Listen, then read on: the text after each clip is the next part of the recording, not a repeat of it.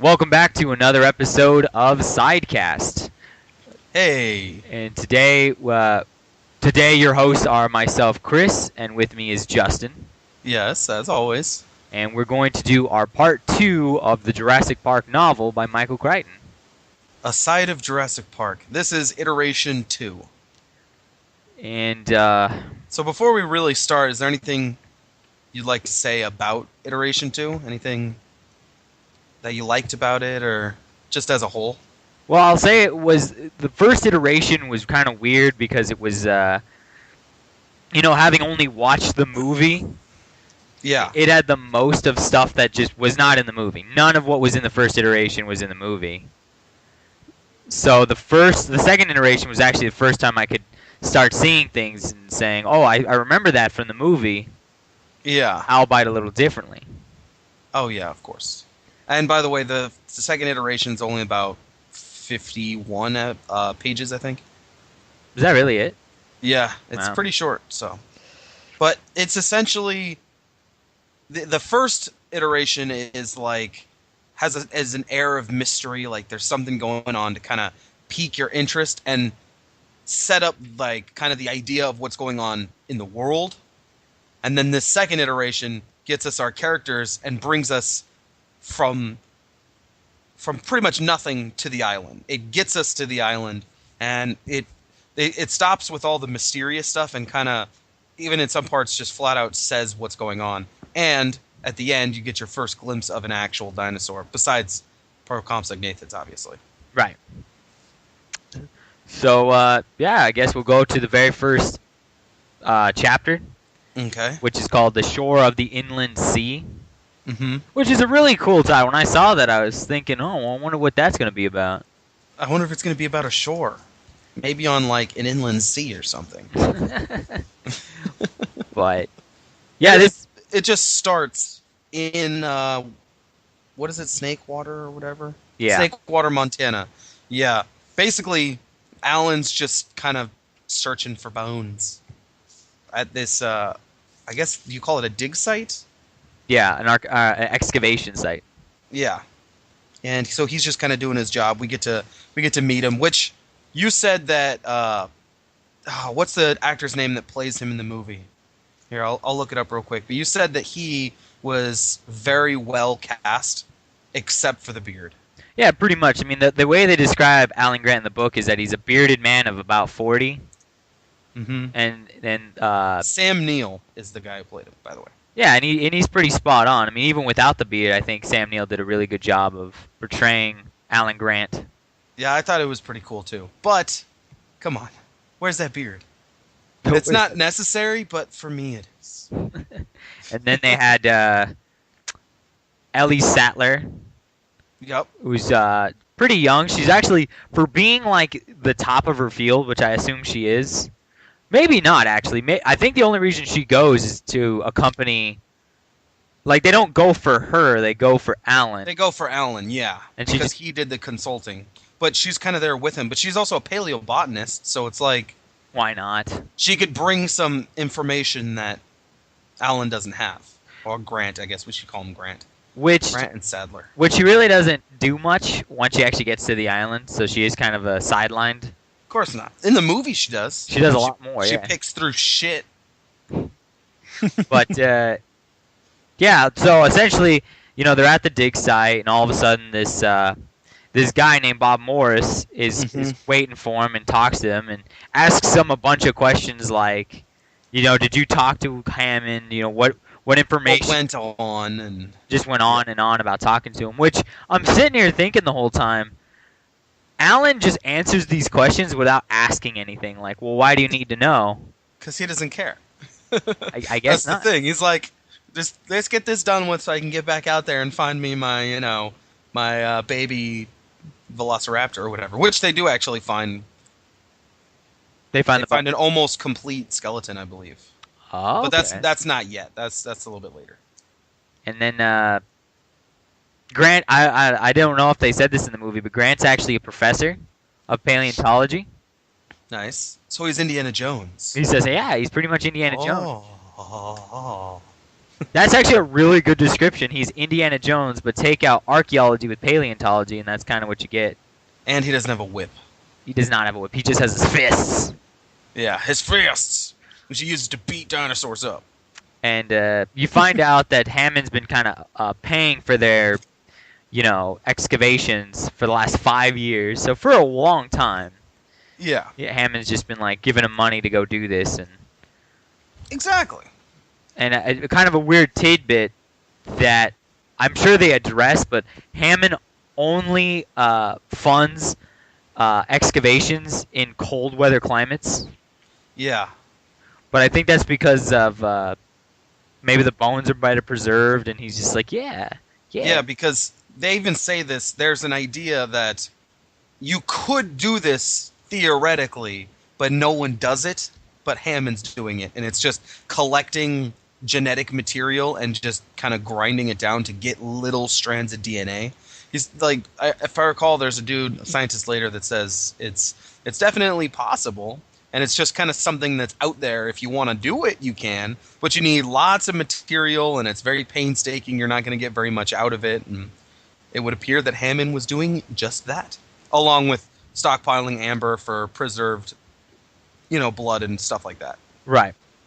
And then, the guy's talking to him, asking him all these questions, and he's saying, like, because at the time, if you've never seen the movie or read the book, one of the weird things he's doing is buying up lots of amber.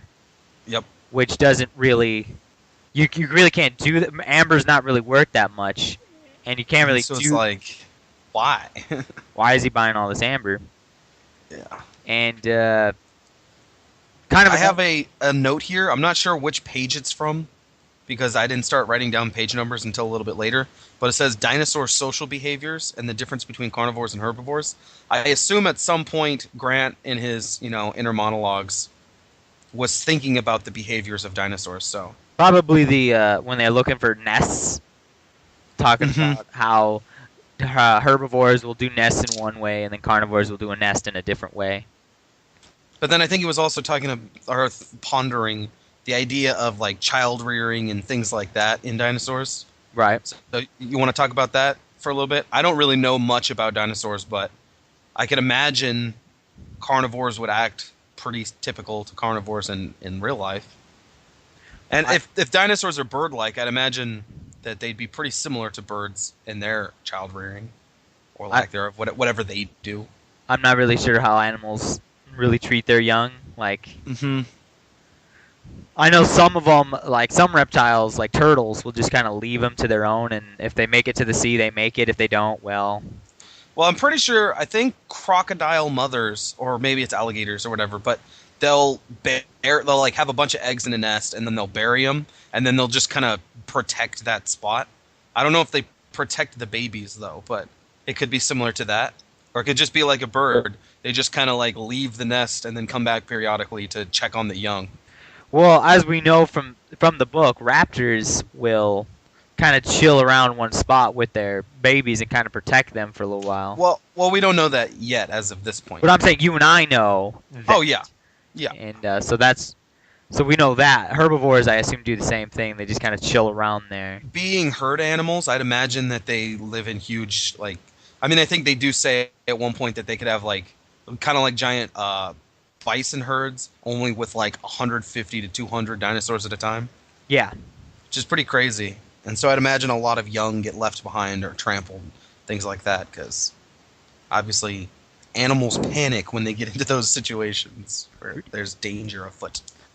Danger afoot, and which is funny because feet are probably one of the dangers of being a small animal in a giant herd. Exactly. You're having these tree trunks dropped on you. Yeah, really.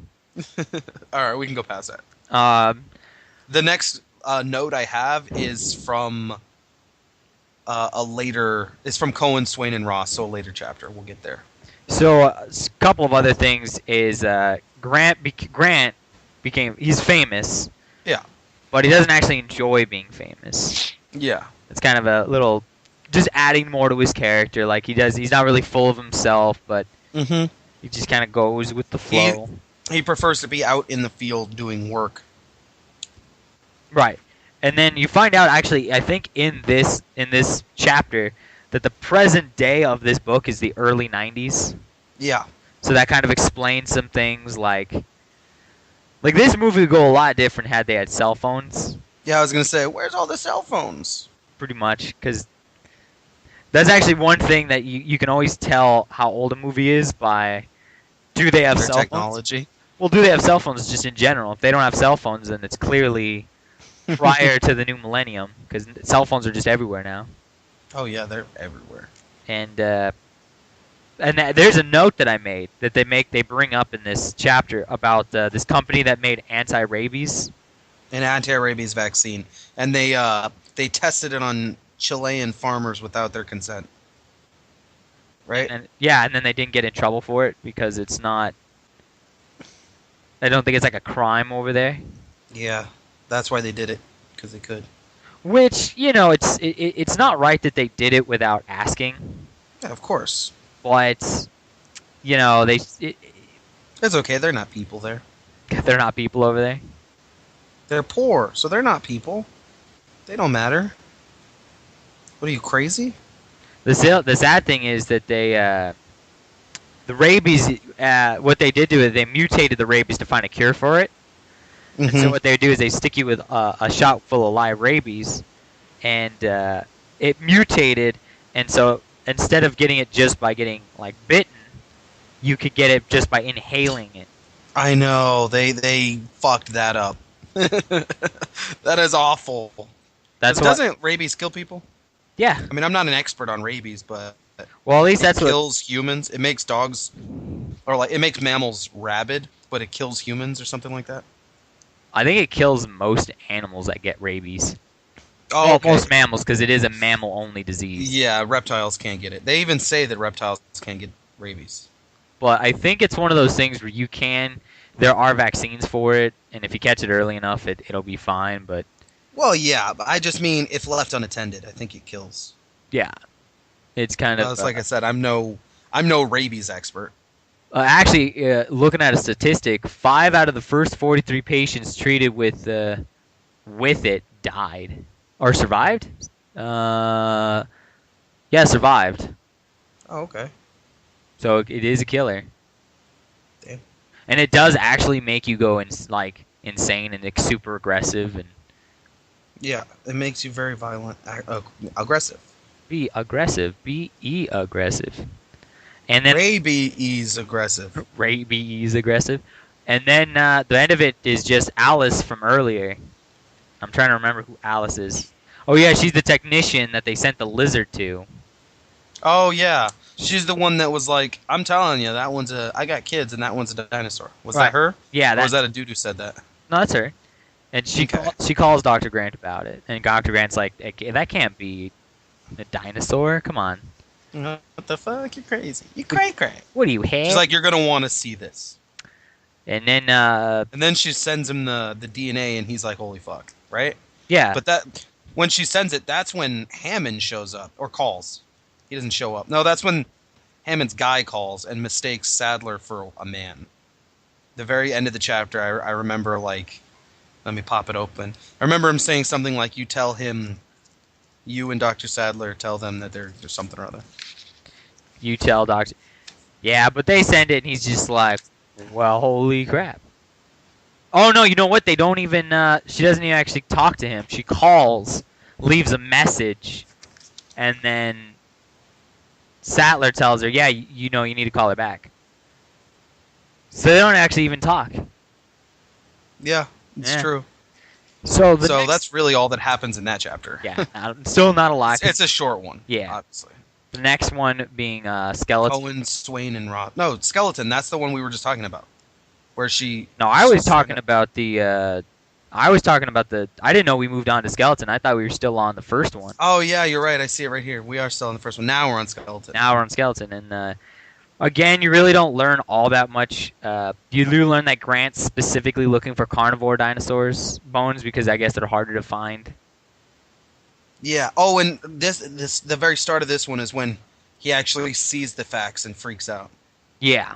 And They found a young skeleton for the Velociraptor. he sees an X-ray and he's like, yeah, that's a dinosaur. And then what they're thinking is Fuck. they're thinking that maybe they survived somehow. Like some animals that are thought to be extinct actually do show up, but they're just super rare to find. Well, crocodiles, I want to say, are living fossils, living dinosaurs. They haven't evolved in any spectacular way in like years. Isn't that same for sharks? Sharks, yeah, I think sharks are also like that. Pretty much. So it's not unheard of, but you know. And then Hammond calls Grant, talks to him, says, "I want you to come onto the island and check it out, and if you do this, I'll pay for your next, all your trips Mm-hmm. and your excavations, because that's kind of the thing. He needs money. They need money to go Of course. and do their thing. So Hammond's willing to give him. He's like, "Oh yeah, we'll go." Yeah, of course. And that's really all that happens, though. That's even a shorter chapter, I think. Oh yeah, very short chapter. Second iteration has a lot of chapters, just not a lot happens in each one chapter. It's because it's like I said, it's the short little introduce your characters, get them to the island, because the island is where everything's going to go down, obviously. Pretty much. I mean, they arrive at the island, but nothing happens in the second iteration. Like I think they just arrive at the end of this iteration. So right. The next one is what? Cohen, Swain, and Ross. And yeah, I got very. This is like the meeting. Yeah, they just talk about. You understand kind of they're the company that's backing Hammond financially. And they know what's going on. Do they know? I don't think they know that he's doing dinosaurs. They just know that he's doing some kind of park. No, they know. They know he's. Yeah, because he even says like, if anything's going wrong, you need to burn it down. But is that because there's dinosaurs there? That's because of the huge problems that come from that. They talk about a lizard getting out and all that. I don't know if they directly say, but I'm looking through it real quick. I just kind of assumed they knew. I don't think they ever flat out say, because I think... Because Gennaro even says right here, the first group is a paleontologist, a paleobotanist, and a mathematician. Like... Yeah, but that doesn't... If they didn't know it had to do with dinosaurs, what would these people be there for? I don't know. Even they don't even know why they're going over there. Because you got to remember, nobody's ever done this before, so they can't go in thinking, "Oh, that's exactly." I know, but remember Hammond? He gave his little speech, and he had the genetically modified elephant. He was getting the backing from them. But still, just the fact that they never saw it, I don't think anyone's been to the island. No, of course not. But I'm pretty sure they have an idea of what's going on. That's all I'm saying. I don't think they're completely in the dark. Beg to differ. Well, I guess we'll find out once we get to Gennaro, because Gennaro works for them, and that's the whole reason he goes down there, to see if it's safe. And I think he's shocked, because he's just like... Because remember in the movie, he is also freaking out when he sees the dinosaurs. Yeah. And he's just like... What? I mean, granted, they could be different, but... Yeah. But yeah, that's pretty much all. I'm speed reading through this real quick, because the chapter's really short. And Gennaro's just talking to Ross, and he's just like... Yeah, Hammond's dangerous. He's a dreamer. There's some possible shit. You need to burn it down. And I actually wrote a note, burn it down. The idea that the greater good is better than the investor's cash, which, I mean, clearly it is, but imagine the amount of money that they put in, they invested. Yeah, but I think that the reason they say burn it down isn't so much for the greater good, it's more... So that they're not tied to it. They're not tied to it, and it could lose them even more money. But it's still a much greater good, because these are supremely dangerous creatures. Well, really, I mean, they have... Yes, they are, but if they just stayed away from the island, they'd all die out. Mm-hmm. So you don't really actually have to do anything to the island. Just leave them there. And actually, now that I think about it, there's a chapter a little bit later, right before the third iteration... where he like gets all of the like main investors together to make a decision. Okay. And that's when he explains the dinosaurs. No, wait, that's a different company. Never mind. That's not one of the investors. That's Dodgson with Biosign. Oh. Yeah. I just always assumed that the investors knew that it had to do with dinosaurs. I don't think they did. I think they just knew that the people that were working there were getting hurt and killed. Because I think they say, I think 3 people have already died by this point. Yeah. And Someone they're just got like dragged by a backhoe. It's all complications in construction. right, and they're like, we can't keep affording this because we're gonna get lawsuits thrown at us.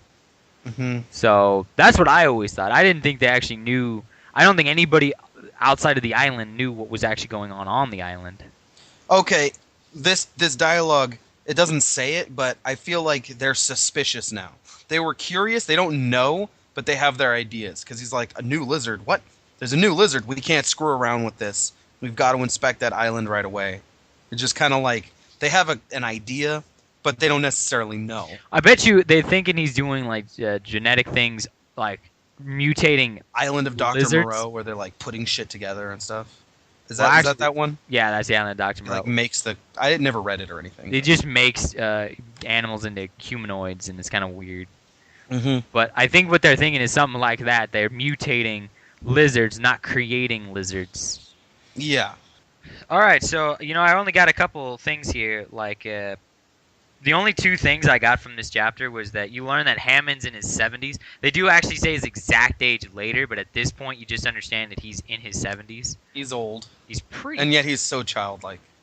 He's actually kind of a douche in this book. Yeah. Like the movie makes him out to be such a much better guy, but Michael Crichton even says that he made Hammond out to be a dark Walt Disney. That's awesome. But yeah, and then at the end, Jannar decides that they send Jannar to the island for the purpose of checking out the island to make sure it's safe for people. Mm-hmm. And then right at the very end of this chapter, he calls Grant and Sadler. And then this is the part where he mistakes her. He even says, "My regards to Dr. Sadler. I look forward to meeting you and him tomorrow." And then he hangs up. He's basically asking about the like samples that were sent to him. Oh, okay. The specimen. Right, he asks him a bunch of questions to see if. And then the chapter ends. Yeah, that's pretty much it. Pretty short. And then the next one being what? Plans? Plans. And they're just like, they have architectural plans for Isla Nublar. That's most of what happens. Right. The one interesting thing I thought was how long the island's 8 miles long, which really isn't that long when you sit down and think about it. Yeah. 8 miles is very, very short for how big these dinosaurs are, and they're roaming around and. Yeah, but it's still 8 miles. 8 miles is still a decent amount of distance. Pretty much. You learn a little bit about the island because Grant's given these blueprints. Yeah. And to check him out, he still hasn't met Hammond. In the movie, you meet Hammond really early on. Yeah, it's because Hammond goes to visit him, I think. Yeah, in the movie, he goes directly at the dig site instead of Bob Ross or whatever that other guy's name was. Bob Ross. Is that his name, Bob Ross? No, Bob Ross is the painter with the happy little trees. Oh, Bob Morris. Yeah. Okay, not Bob Ross. But he checks him out and he learns that the fence has like electric fence has moats and electric fences, and he's sitting there thinking, why would a park have electric fences? Zoos don't even have electric fences. Yeah, exactly. So whatever it is, these things are kind of big. And that's really all I got done for plans. I mean, yeah, I didn't write any notes for this chapter. I do like kind of you'll learn about the Velociraptor, but that's about it. Just a little bit of that. And do they ever like say what was the point of the moats? Were the moats on the inside of the fence or the outside? It had to be in the inside of the fence, right? I would think so. It's just to give more space it's just more padding so that they don't get out. I would assume. And so yeah, that's plans. The next one is Hammond. Okay, so what I got down for Hammond is that he talks about a little bit in passing where if how much money they could make if they took like an elephant or a rhinoceros and shrunk it down to pet size. Mm-hmm. Oh, by the way, the burn it down comment is actually from this chapter. Oh. Yeah. So you jumped the gun a little bit there, didn't you? I did. It's because I don't have page numbers written down. I guess I didn't write that much for the first part of the iteration, and then as I got further in, I actually started writing stuff down. You know what I do? I actually, every time I go to a new chapter, I write, like, on the next line, this chapter. The chapter name, and then I write all my notes down and then do the same thing for the next chapter. All right. I'll start doing that then. But and don't forget to write down pages if there's anything that jumps Well, out at these you. chapters. Well, I probably should have done that for the rest of the iterations, but this one's so short that Oh yeah, yeah. understandable. But all I really got, yeah, that whole thing, and I gotta tell you, if they decided to do that, I don't think that would be a bad thing necessarily. Because let's say you have a species that's going extinct, like the pandas, Yeah, shrink them down or something. make them house pets. Don't make them house pets, but shrink them down so that their population can grow, and then I don't know, figure out a way to make them bigger, so that way the species doesn't die. Because if you took a panda and made it the size of a hamster, they wouldn't be hard to feed. They'd be easy to take care of. Yeah, that's true. They'd populate more, and then just throw them, and then make them big again, and put them out in the wild. They are actually addressing a point I had written down: genetics, pet animals, tiny elephant, rhino, etc. Making, well, first of all, let's say, is it morally right to change the species? Is it I don't think so. I don't think it's morally wrong. I don't think it really matters. Shrinking and getting bigger, I don't think is necessarily wrong. But if you were to try to change like their genetic structure beyond that, I think that would probably be Yeah. not such a good idea. Well, it even says that the tiny elephant is it doesn't act like an elephant. It's more like a rodent. It's mean-tempered. It's vicious. It has problems getting sick and just things like that. All as a result of messing up in the genetic process. So I think as long as the reason behind it is to save the animals, then it's okay. Because yeah, you're gonna make some errors, but as long as you're trying, don't wipe them out trying to save them. But yeah, maybe start with a sick one or one that's already dying, and then try to shrink it down so that way, you can. It's going to die anyway. So, yeah. So work on that. Don't take a healthy one unless you've done lots and lots of research and lots of trials and errors, and then Like a healthy species. yeah. I just don't see any real morally wrong thing to it unless you're literally, like, say you make a genetic strain of some kind of animal that makes it. Oh, okay, here's the thing. In Mass Effect, they have a race called the Krogan. They're really, really barbaric. They're really strong. They're all warriors. And the reason so many Krogans die is because instead of doing other things, they just love to fight, right? Okay. But their population booms like crazy, and they're like threatening other races in the galaxy. So I want to say they're the Quarians, but one of their other races like creates a kind of, I don't know if it's a disease or whatever, but they make it so that only 1 in 100 Krogan can actually breed. And that causes their race to really start to die out. It's like that. If you do something like that, where you like severely cripple a race, I see how that would be morally wrong, unless obviously it was for the greater good. But I don't see any real morally wrong problem with making like a penguin able to fly or just some shit like that. You know what I mean? I guess. As long as it's not in a malicious way, I don't see why it really matters. But so yeah, that's basically what that chapter is. Hammond just kind of gives sort of the same speech he gave to the investors. Well, and then two things you do learn in this one is that there are as far as we know, there are 238 total animals on that island. All dinosaurs. Way more, because the original number was like 14 or something. He's like, no, we've got way more than that. Okay, yeah. I was hoping for a total of 12. Oh, we're far beyond that. We have 238 animals. Yep. We have herds of them. Holy shit, 15 different species. 15 different species. Exactly. And Gennaro right here, he understands that they were doing dinosaurs. Does he not sound shocked that they were doing dinosaurs? He's shocked that they had so many. Okay, well I guess that ends that debate then. I guess they were aware of it. Yeah. But I think they were aware of the idea of it, but not necessarily that he was able to do it. Okay. I think that's possible. At least, especially not to the degree that he ends up doing it to. Oh, yeah, of course. Yeah. 238 animals. So, getting a little big for his britches there, ain't he? And then Chateau. Is it Chateau? Is that what it's called? Chateau. Chateau. Which is literally 2 pages long, so you're not going to get a lot out of it. But the only thing I got out of it is Grant and Ellie don't like Gennaro. They don't like his personality.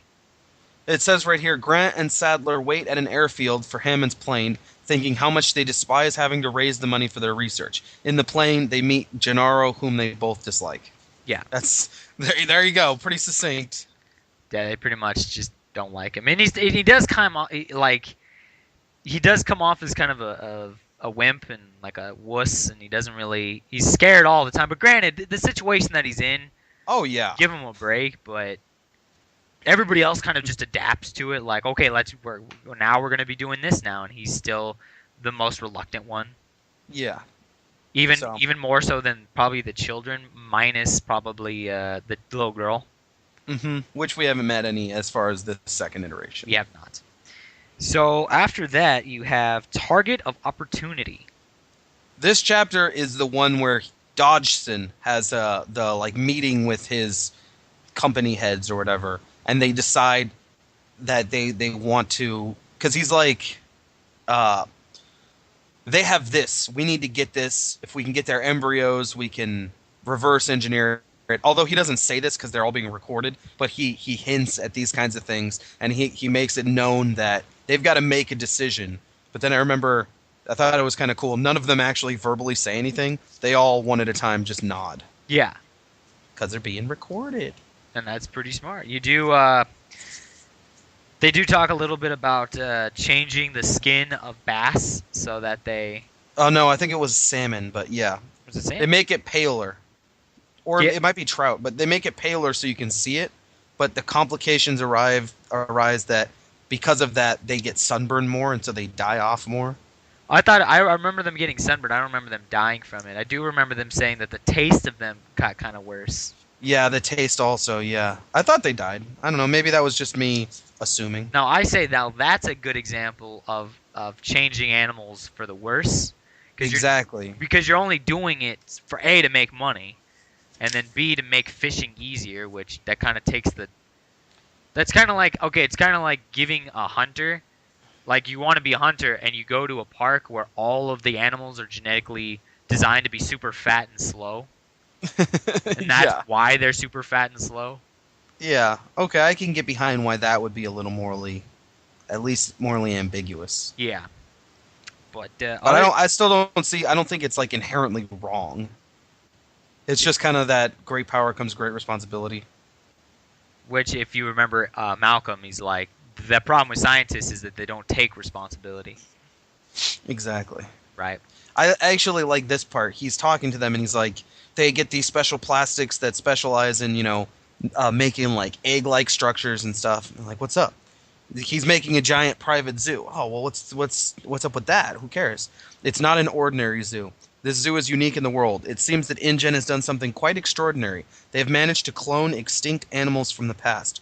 What animals? Animals that hatch from eggs and that require a lot of room in a zoo. What animals? Dinosaurs. They are cloning dinosaurs. That was like a great little line there, because now they finally come out and just said it. And it's like, it carries some weight because he's just talking to his people, and he's like, they're making fucking dinosaurs, bro. Pretty much.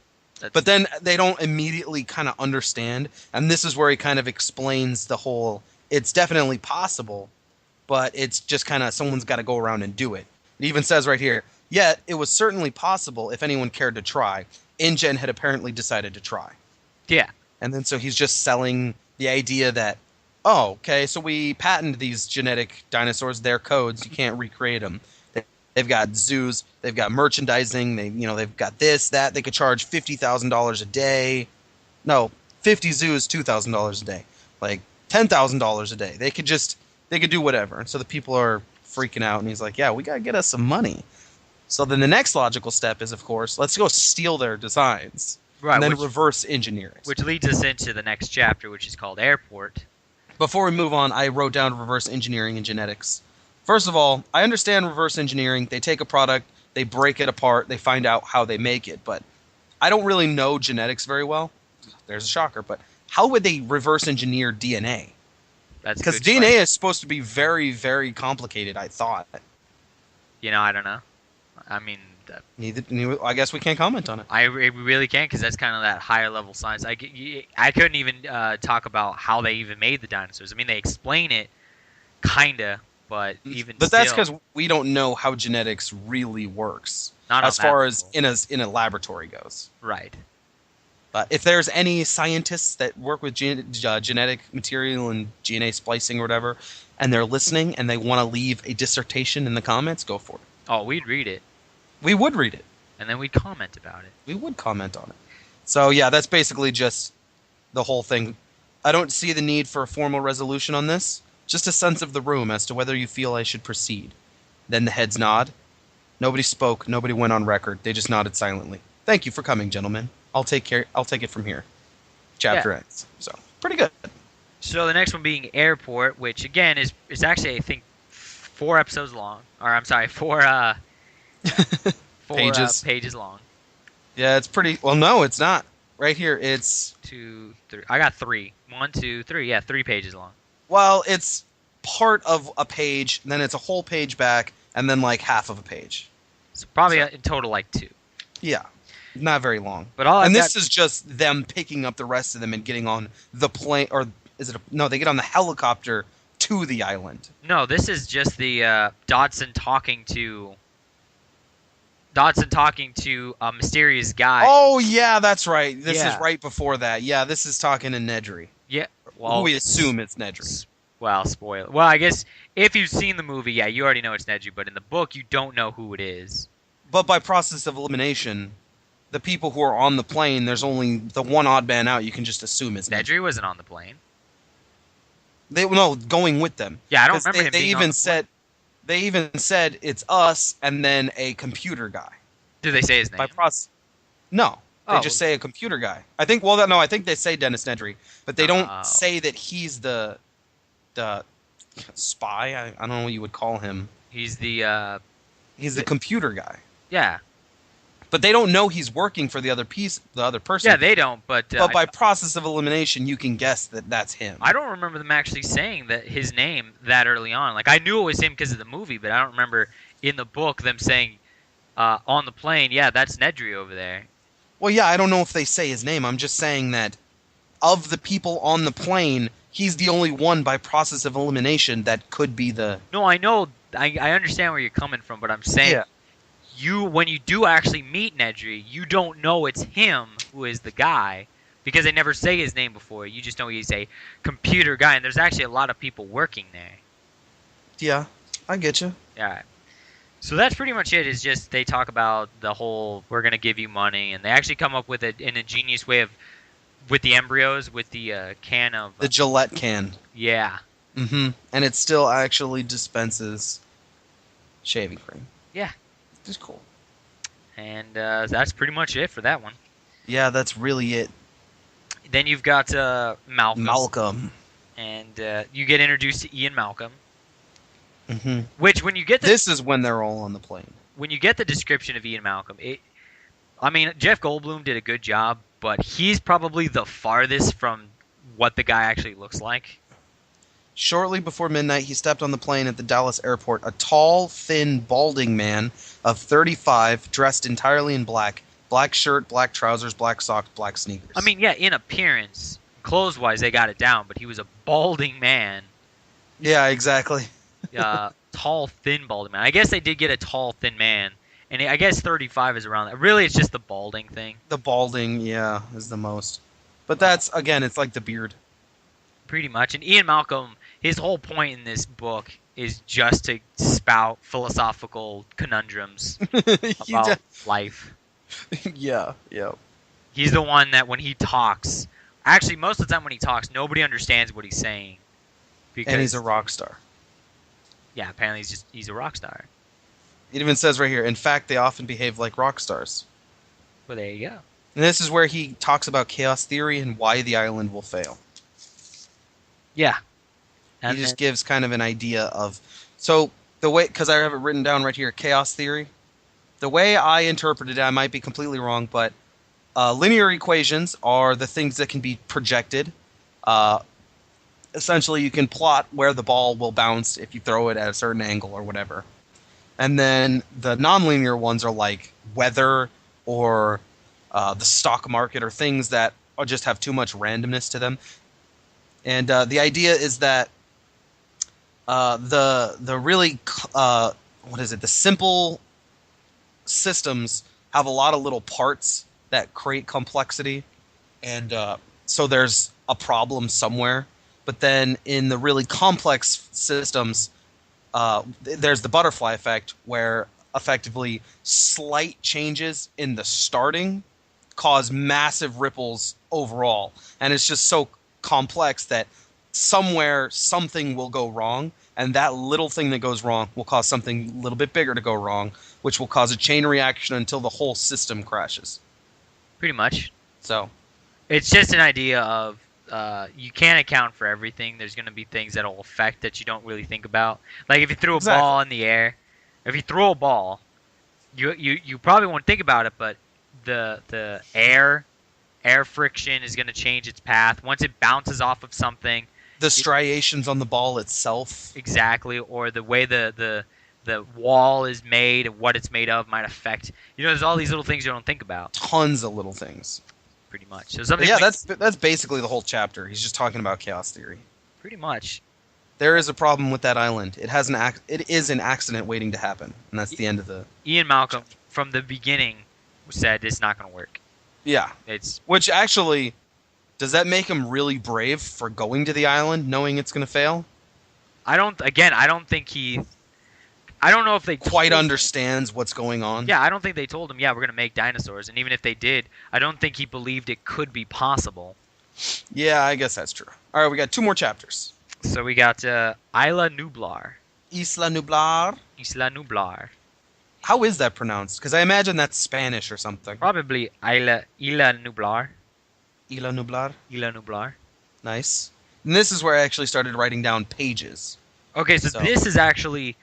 Because I wrote it down. This is where they actually do say that is Dennis Nedry. Mm-hmm. They introduce him and say, yeah, that's him. And they say that he's fat and messy. Yeah, they had picked up another passenger in San Jose, a man named Dennis Nedry, who had flown in to meet them. He was fat and sloppy, eating a candy bar, and there was sticky chocolate on his fingers and flecks of aluminum foil on his shirt.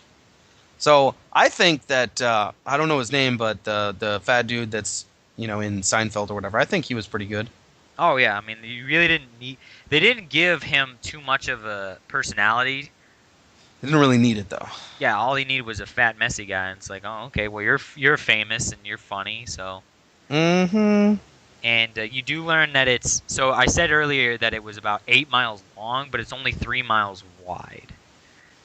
Oh, okay. So it's actually kind of... Oh, and here's... You go, sorry. It's a small island. Yeah, it's not very big. He says it's like Alcatraz. He's like, oh yes, but much bigger. Oh yeah, because Alcatraz is literally only about the size of that building and a little bit. Well, no, that's probably a couple miles long, to be honest.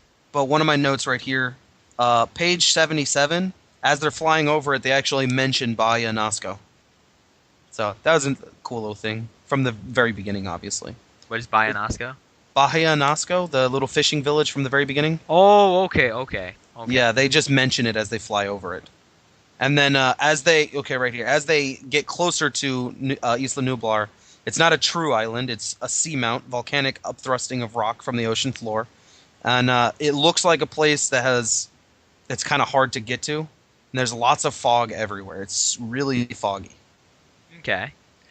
They get over there, and they're in a helicopter right now. Right, and then when they land, which is another big difference they did in the movie, when they land, that's when they see their first dinosaur, once they get off the plane. Yeah. Well, hold on. As they're landing, they're like really close to the trees, and they're all like, holy shit, and they come down really fast. They explain, I think they have to do that because of like wind shear or something. Yeah, there's often bad wind shear on its peak. And so they already almost died. Oh, okay. Well, I don't know if they almost died, but it's already... It's the island's weak. Well, if the plane or the helicopter's rotor, is that what it's called? The blades? Yeah. If that had hit the trees, that could have caused them to, crash. That could be potentially life-threatening. I guess, but they don't really seem shaken up about it. As far as not really. Kinda... And they land, and then Ed Regis is there welcoming them. Yep. And they see their first dinosaur. That's kind of the big thing that happens in this chapter. Is they see it and they're like, the very end of the chapter. Is they see Page 79. He's 50 feet in the air. It's because Grant sees a tree trunk, and then it just moves. He's like, oh, fuck. Yeah, pretty much like, what And is they see that? it. He was looking at the graceful, curving neck of an enormous creature rising 50 feet into the air. He was looking at a dinosaur. And that's actually what I wrote down. Oh shit, dinosaur moment. Page 79. And that's basically what it is. It's like a holy fuck. Is that a goddamn dinosaur? I think that's a goddamn dinosaur. Pretty much. But they don't really show the reactions until the next chapter. Yeah. This It is- immediately starts, my god, Ellie said softly. Pretty much. And then the next one is called Welcome. Welcome. And again, not a lot happens because it's only, what, 2 pages? It has that last little bit of like, are you fucking ready for this? And then the iteration stops. Yeah, they go on this kind of little, they see a bunch of, They see a whole lot of them, yeah. whole bunch of the, I don't know what they're called, the long, I put sauropods. Mm-hmm. And, Ellie's going crazy. Gennaro was speechless. He had known all along what to expect. He had known about it for years, but he had somehow never believed it would happen, and now he was shocked into silence. So yeah, I was confirmed from earlier. They knew what was going on. okay. But they just had never really believed it. Well, okay, so they knew his intention, but they probably didn't know he actually succeeded. Was able to. Yeah, they probably just thought it was some big pipe dream. Oh, okay. They were going to make a fortune on this place. A fortune. Which is weird. Hope to God the island was safe. Which is weird, because isn't that a big gamble? Like, they didn't think he was going to huge succeed, but they still gave him the money to do it anyway. It's because the investment has such a huge payoff if it succeeds. Yeah, that's true. So, and I guess they gambled and lost, because it's not like they got any money back for it. Exactly, and a bunch of people die. Well, I guess not that many, but we'll get to that when we get to that. So I think that's it for second iteration. I'm running quickly through this last page. You should say... It tells a little bit about Brontosaurus, and Grant is just in here like, well, I know this about this, and this is what's theorized, but now seeing it, they're so much faster than we thought. Like, we had no idea. Justin, what does it say at the beginning, second iteration? What is Ian Malcolm's quote? Give me 1 sec. Plans, skeleton. Okay. It says, with subsequent drawings of the fractal curve, sudden changes may appear. Which doesn't really go well with this chapter, because because they're still not on the island. Exactly. You don't really get to see what he's talking about, but it'll play later. And the very last thing that's said on page 80, right at the end of this iteration, welcome to Jurassic Park. Page 90. No, 80, right here. I'm looking at the page. Oh, I guess in my book, I think my book is maybe smaller, because it goes up to 90 for me. Oh, okay. Yeah, I'm literally right here. Page 80. The group followed Ed Regis toward the nearest buildings. Over the path, a crude hand-painted sign said, "Welcome to Jurassic Park." And then the third iteration starts. That's a great way to end. Yeah, oh yeah, because it gets you like, oh fuck. Pretty much. Oh fuck. It gets you sucked right in for that third chapter. Well, third iteration, I meant. So I guess that's it for the second iteration. Yep, I'm going to have to go. Well, basically what we're going to do is we're going to do the third iteration at a separate time, and then just stick the second and third together. So. Okay. Are you talking to me, or are you talking to the audience? I'm talking to the audience. Oh, okay. Yeah. But in case they didn't know yet, obviously. Do we have to have a proper ending then? Not really. Like a goodbye? Because if this is just going to get tacked on, then... Yeah, we don't need a goodbye. Oh, okay. Okay. And we're back to continue our Jurassic Park episode of the third iteration. Yes, a month in the future. How did we do that? I know, you're actually getting 2 different versions of us in the same show. Yeah, we're not even the same people. Scary, isn't it? But it's so keeping that in mind. It's been a month, mm-hmm. and so it's going to be. It makes this a little bit more difficult, but we're still going to. Yeah, of course. We promised you we were going to do Jurassic Park, and we held our promises. Oh, also, Chris had already finished the book, and it's been taking me forever to actually sit down and read it, so he'll probably be a lot less, remembered, I guess. Yeah, I'm going to be a little rusty. Rusty, that's the word. Yeah. A little rusty. Anyway, so starting the third iteration, It continues the system that it shows at the beginning of each iteration, where it becomes more complex. And Ian Malcolm says, details emerge more clearly as the fractal curve is redrawn. So I think what he was getting with, and correct me if I'm wrong, Justin, but I think what he was getting with is you start noticing, at this point in the book, you're noticing things about Jurassic Park that don't add up right. You're seeing problems, and it actually culminates at the end of this iteration where everything starts going wrong. This problem happens, which makes this happen, which makes this happen, and it's this big chain of events that causes everyone to get completely fucked. Exactly. Basically. So do you want to start on the first chapter? Jurassic Park.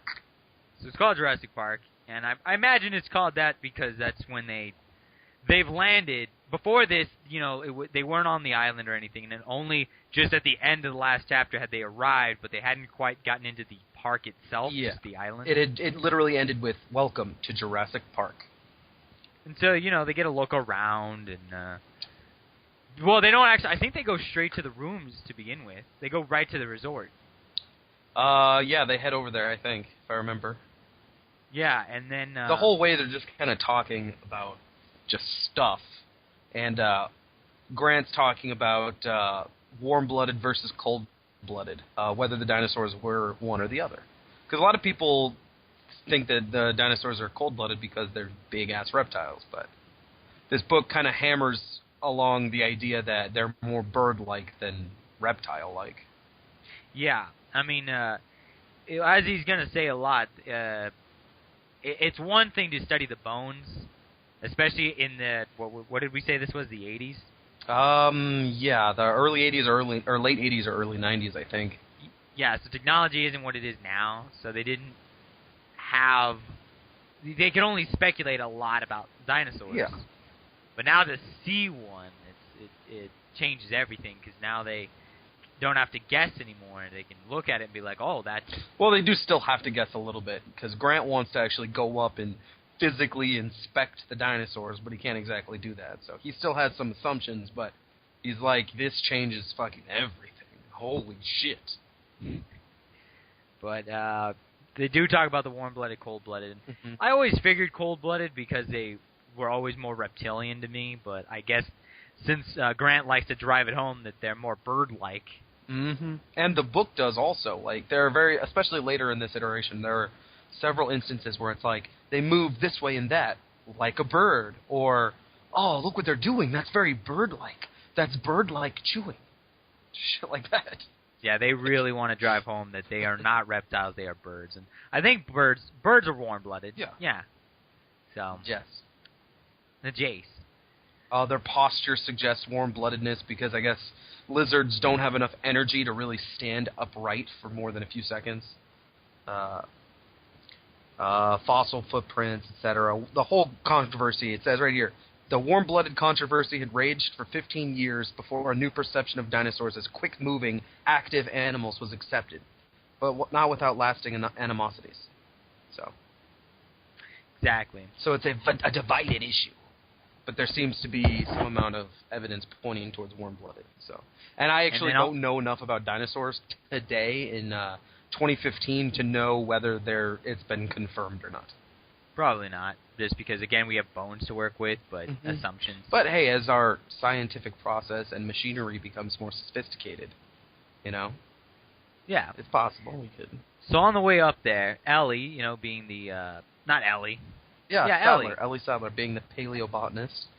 Yeah, she makes a comment about they're on their way up to the resort still, and she's looking at these plants, and she's like, "That's a poisonous plant. That'll kill people if they get too close to it or if they breathe in it. Something about that plant would have hurt people." Serena veriformans, a plant found abundantly in fossils more than 200 million years old. Now commonplace only in the wetlands of Brazil and Colombia. But whoever had decided to place this particular fern at poolside obviously didn't know that the spores of veriformans contained a deadly beta-carboline alkaloid. Even touching the attractive green fronds could make you sick, and if a child were to take a mouthful, he would almost certainly die. The toxin was 50 times more poisonous than oleander. Exactly, and then she goes on. There you go. She goes on to say that people are kind of naive about plants because they only care about the looks of the plants and not what they. All these badass things that they can do. Exactly. Their natural defense, and the fact that So they're that was just actually kind of alive. I mean, that's kind of cool. It goes a little bit more into Ellie's character, but as a whole, it's not like the plants do anything. It's not like anybody gets killed No. by a plant later. But that would have actually been kind of a cool thing. Like, Ellie had to save someone with her plant knowledge because somebody... Well, she does use her plant knowledge a little bit. She just doesn't save anybody. She examines the stegosaurs and figures out why they're being sick. But is that because she knows plants, or just because she's kind of a detective? She's Well, very, because astute. she understands that the plant in question is what would poison them. This is all symptoms of this, but they're not eating it. And then they figure out about the I don't remember what they're called, but when animals swallow stones, I don't know if they're called like stones or some shit like that. Yeah, it crushes the material. It's a way in to their stomach. chew it, yeah, and that's how they've Yeah. been eating the berries, is because when they swallow the stones, they get some berries with it. Boom, makes them sick. So she kind of figures that out, but again, that's not too exciting. I mean, it's cool for me because I like the idea of what's going on, but it's not necessarily exciting. No, yeah. Again, the book, the movie kind of makes you think that it's kind of an exciting book. Lots of crap's going to go down, and it does. It really does. But it takes a while. Yeah. You really got to wait. I mean, this is almost 100 pages in, and it's mostly still just world building. Yeah, but it's very interesting world building. See, the thing I really like is that Crichton has a way of talking about the science without making it particularly dull. It's awesome. It's very interesting. So. And then the last thing is they finally get to the resort, and the resort's pretty nice, but Grant and Sadler do notice that there are additional security, like bars on the windows and stuff, that weren't on the construction plans that they had seen earlier. And that makes them worried a little bit, like, well, why is that there? Mm-hmm. I just realized, okay, I have a note here that says, page 85, how is that possible unless there's a way we haven't thought of? Okay. I read this part a while ago because it's been taking me some time to sit down and actually read the book, but I just went to the page in question, and they're talking about reproducing a real dinosaur. You can't get real dinosaur DNA unless there's a way we haven't thought of, which they're going to explain later, which is the mosquito method. Yeah, if you watch the movie, it's the same. It's the mosquito thing. Yep, and that's all I've got written down for this chapter. We've already covered the other things, so. Yeah, because again, and they said Grant's going to ask him about the bars because they're like 20, inch thick steel, and so that's pretty thick, and it's 12 feet high. It's 12 foot. Yeah, it's all barred up and shit. Which will save their life later. But yeah, and that's really it. Yeah, it's really just, we're here, and then the chapter ends with the tour starts in 20 minutes. So this isn't really, this is just kind of like, okay, here we are, you're in Jurassic Park, now we're going to learn about when dinosaurs ruled the Earth, which is the next chapter. Exactly. And I have written here in my copy, pages 87 to 92. 87 and 92, is that when dinosaurs ruled the Earth? Yeah, that's the chapter. Because Okay. I wrote down the pages for each chapter so I can go back and reference them a lot easier. And if you've got the same copy of book as I do, then there you go. That's where it's at. Well, moving on to When Dinosaurs Ruled the Earth, which is like, I've heard that so many times now that I think about it. Which it's a cool phrase. It really is. But I've only really gotten down that this is the chapter that you get introduced to Malcolm's grandchildren. Yeah. But no, that's not the only thing, but that is one of the things. I also wrote down that Malcolm at some point says he doesn't think dinosaurs are what are killing the babies that are dying or getting killed. Yeah. In the town, nearby place. Yeah. And that's really it. The most that happens in this episode is that you get introduced to the kids, which I guess is a good time as any to talk about what we think about the two children. Well, hold on. Malcolm claims chaos theory implies that animals have gotten off the island, which annoys Hammond. And then the helicopter arrives with Hammond's grandchildren, an 11-year-old boy and an 8-year-old girl, and the presence of the children annoys Gennaro. So that's basically what happens in this chapter. But Okay, the children. Lex, I have it written down so many times in various chapters that she's just being annoying. That's like her character. She's a little girl, so she's just annoying the whole fucking time. Just whining and complaining about everything. Yes.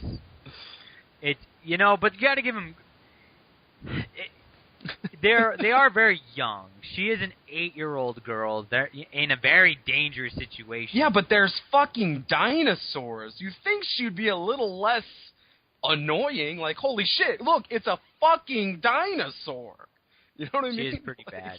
Like they, in the movie, I don't want to compare too much to the movie because we're going to talk about. We're going to do that later at the end. But if you're going into the book, keep in mind that they did change the children quite a bit. Like, they changed the ages. I think they upped the age of both children. Mm-hmm. And then the girl is the older of the two. The girl is the older one, and, yeah. But, so yeah, the chick is just there. She doesn't really contribute to anything. To be honest, if she wasn't there, I think the book would have gone a little bit smoother. Oh, yeah. But she's kind of there to sort of prove Malcolm's chaos theory in a way. She's just another factor that ends up fucking things up. Yeah, and then, but the boy is actually pretty good. Oh yeah, Tim is awesome. He's always interested in what's going on. He actually knows his shit on certain things, and he's actually the one who notices a lot of stuff as it happens, you know? Exactly. And I don't know why they wanted to do this. I'm sure there's a reason, and I'm sure we've said this before, but Grant actually likes the two kids. Yeah. When he meets them. You know, he doesn't just like, I don't know about these fucking kids. children, get out of here. Exactly. I don't know why they did. I think just to kind of, I think it was supposed to be like a family adventure or something, so he's like, oh, well, let's make him not like children and maybe have a relationship with Ellie. And yeah. But they don't have that in the book, and I don't think it's worse for it. I think it's just I don't think, yeah, it's just different. But, yeah, I think that's it for that one, too. Well, what I have written down here, Hammond is kind of a dick, which you'll see as the book goes. Hammond is such a little fucking bitch. He's like a baby about everything, and he's just a douche. You know what his big thing is he just refuses to believe anything that goes... not contradicts him, but so much as there if someone could be tells any him problems. It's all perfect. Yeah, don't worry, it's perfect. Yeah, your park. You know, if someone goes up and says, "Hey, your park's a problem," he's like, "Well, the park isn't the problem. You're the problem." Yeah. Or you're just not doing your job right, or something. Yeah, he blames everyone constantly. Exactly, and the kids are just I can't remember why he brings the kids there. He brings them because he wants them to see the park, I believe. Let me glance at the page real quick. You know what? I think it's because he wants to show Gennaro and Gennaro more specifically, and probably the other guys that he brings in, that he's so sure of the safety of this place that he'll even bring his children, young grandchildren. Mm-hmm. He says right here, now take it easy. Their parents are getting a divorce, and I want them to have a fun weekend here. Yeah, so that's probably not really why he wants them there, but... Well, no, but I mean, I feel like that's at least part of it. You know, as much of a dick and an idiot he is well-meaning. I don't really know, dude. In this book, he's just like, okay, he's so fixated on making this park work that I don't think he really cares about a lot of people. Well, no, I know that, but what I mean is he's well-meaning. He wants the kids there because he wants to show them the wonder of the park. There are parts when they're like he even says in a later chapter, I think, they're not getting the wonder of what's going on. They're just nitpicking and they're looking for the faults. Yeah, that's true. But that's true. Before we move on to the next chapter, I have one last note written down here. It's a question for you and for me, so we can discuss, get a little discussion in here. Can a Jurassic Park work? This kind of idea of a dinosaur park. Do you think it could work? Wow, you would figure that would be something we'd ask like towards the end of the book. Well, yeah, but it's once we see all the things that they go through, but we can touch on it again at the end. This is our first impressions. So far, and take your try to compartmentalize the fact you've read the rest of the book from this point, knowing what we know, written up to this point, do you think it could work? Well, okay. Let me start off by saying if it's a world where the Jurassic Park did exist, as in the book, I think people would look at that and be like, okay, we want to make something similar, so we're not going to do the mistakes that Michael Crichton suggested. Yeah. But if it's a world where the Jurassic Park, the novel, didn't exist, I think they'd come into a lot of opposition. Okay, here, how about this? This makes it easier for you. Can a Jurassic Park work today? If 2015, what's today, the 10th? March 10th, 2015, if we found out that there was a Jurassic Park that was going to open tomorrow, do you think it would work? And if so, why? Why not? Dude, I think it would get picketed so fast. Just because at that point, you're already getting people like abortion clinics and, what is it called?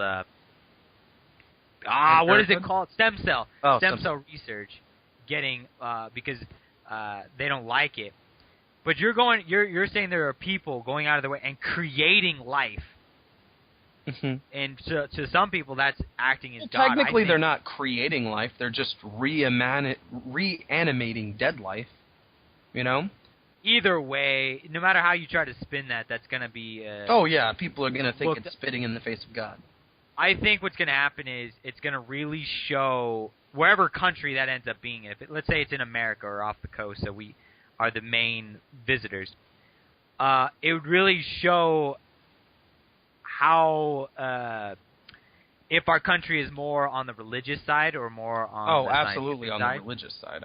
Because I think on the scientific side, people just go to marvel at the wonders. Yeah. On the religious side, I think there would be a lot of problems with that. But do I think it could work? I think not really, because it would just be too expensive. Okay. Unless it was somewhere on the mainland, which they couldn't because of the fear of them getting out. Oh, by the way, would it be too expensive to, maintain or to go there? To go there, and then in which case to maintain, because no one's going to pay the outrageous prices. Right, like Disneyland and places like that are expensive. Everybody knows that, but it's not ridiculous. Yeah. But I feel like if you have to fly to an island, stay on that island. It's like going to Hawaii, essentially. But then add dinosaurs. Yeah, but add the fact that imagine going to Hawaii, and Hawaii, the entirety of the island is a amusement park, or more closely, a zoo. Mm-hmm.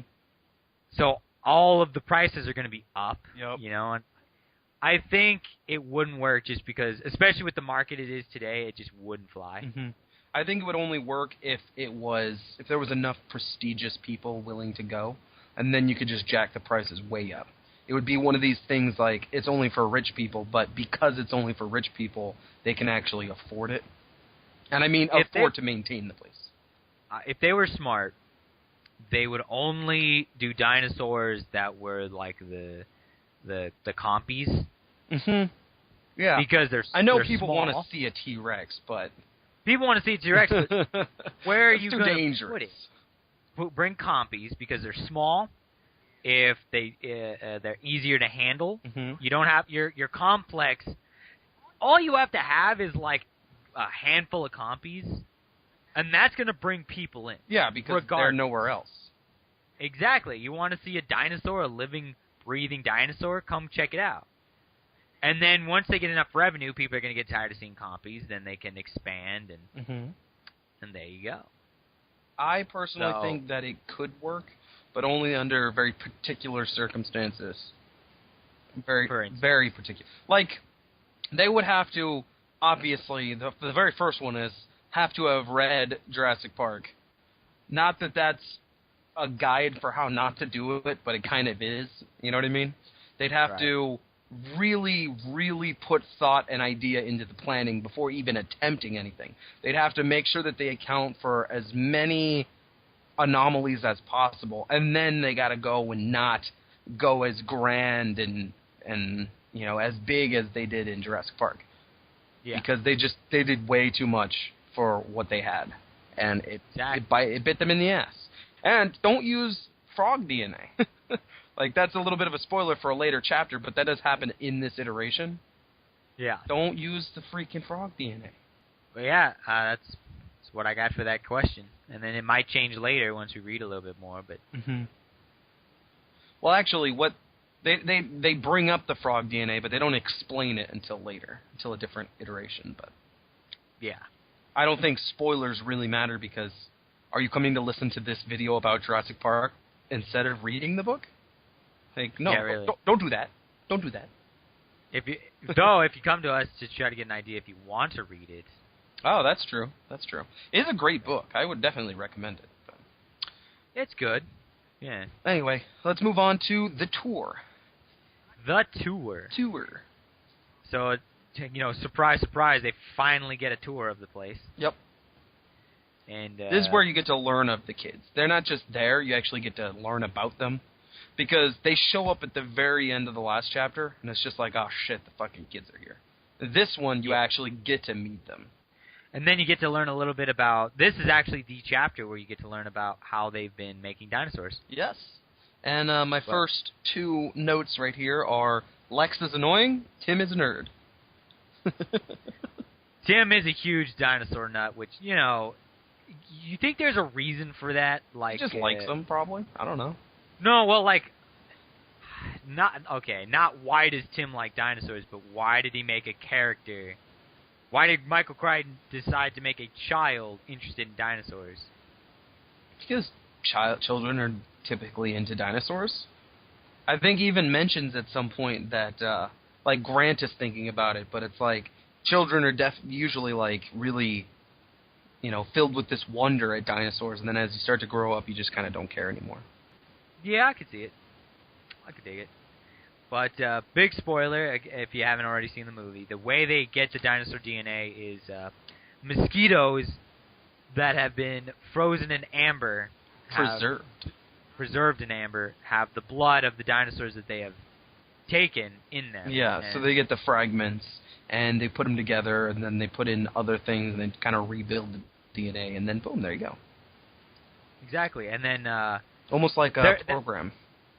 That scene where Grant checks out the baby velociraptor, it does happen in the book. And wait, that happens in the movie? Or in the movie, yeah. Well, because I haven't seen the movie in a long time, so I can't. Well, I don't remember exactly what happens in it. Well, okay. The big difference, though, in the book, there's a baby velociraptor running around, not unsupervised. It's just kind of running around, and it's not. It's not trying to attack him or anything. He's just kind of playful. In the movie, Grant holds in his hand a just-hatched velociraptor. Oh, okay. Yeah. In this one, he's, playing around with it, and then he, turns it upside down, and he's inspecting it, and they're like, fucking, you need to fucking stop doing this! And he's like, no, it's okay. No, you need to fucking stop! They're all getting pissed at him, and he's like, shit. Yeah, and it jumps into Tim's arms, and he's like, yeah. And then Dr. Wu, Dr. Wu, I'm sure, again, we've said this, but he shows up in the movie, but briefly. Yeah. In this one, he does play a bigger role. Yeah, in the book, he's definitely a more main character. Right. And then they talk about, Dr. Wu explains a little bit about one of the safety protocols they take for the dinosaurs is they make them all female. Yeah. So that they cannot breed. Mm-hmm. And Malcolm's famous line, life finds a way, or something. Yeah, but that's not till later. No, but he is skeptical about it. Oh, yeah, he says his chaos theory predicts that it's going to fail. Yeah. But my notes that I've got written down here, public relations, no respect. Because I think at one point, Ed Regis is talking about the fact that when you're in public relations, you just don't get respect from anyone in the company. So I think I wrote that down because I wondered, is that true? Do you think that's true? Does the public relations person usually get, the short end of the stick? Public relations person, the guy that talks to the public, the one who handles. I don't know if they handle the image of the company, but they deal with the people. Yeah, they're the guy that instead of Hammond talking to the press or anybody, it's this guy's job to talk to the press. And yeah. I don't think they would get the short end of the stick. I mean, their job might be hard. I think he's complaining because of just the scenario he's been put in. but I don't think that being that job would put you at the short end of the stick. Okay, it says right here, that was the trouble with a career in public relations. Nobody saw you as a professional. Regis had been down here on the island off and on for the past 7 months, and they were still pushing odd jobs on him. Oh, okay, then I still don't think it's It might that just job. be him particularly, because Hammond is just kind of a dick. Other things I've written down here, is their extraction method plausible? Do you think that could work in real life? Or do you think it's just a crapshoot? Not knowing enough about genetics, I don't know. Yeah. But I would imagine if it is possible, it's more possible now than it was in the 90s. late 80s, early 90s. Yeah. Yeah, I don't know enough about genetics either. So, but I would say, at least in some form or another, it'd be plausible. Well, we cloned nowadays. a sheep, right? Yeah. They clone. I don't know what they needed to clone that sheep, if it was, but I'm sure they needed blood and other DNA stuff and shit like that. Yeah. Other things, 0.4% success rate. I think they mentioned that they only have a 0.4% success rate, which is ridiculous. Imagine that shit. But any success rate for something what they're doing. Of something of this magnitude is great. Yeah, I totally get that, but still, that's a really low percent. And then, I just wanted to mention that. We don't really need to discuss that. The last thing I have written is, imagine bioengineering an animal. Like, just think, like, obviously we don't know genetics and all that shit. We're not bioengineers. But imagine what that would be like. Just making an animal and making the animal real. You know what I mean? Pretty much. That'd be ridiculous. What kind of shit would you do? I'm not that inventive. I'd probably start with, like, a Pokemon.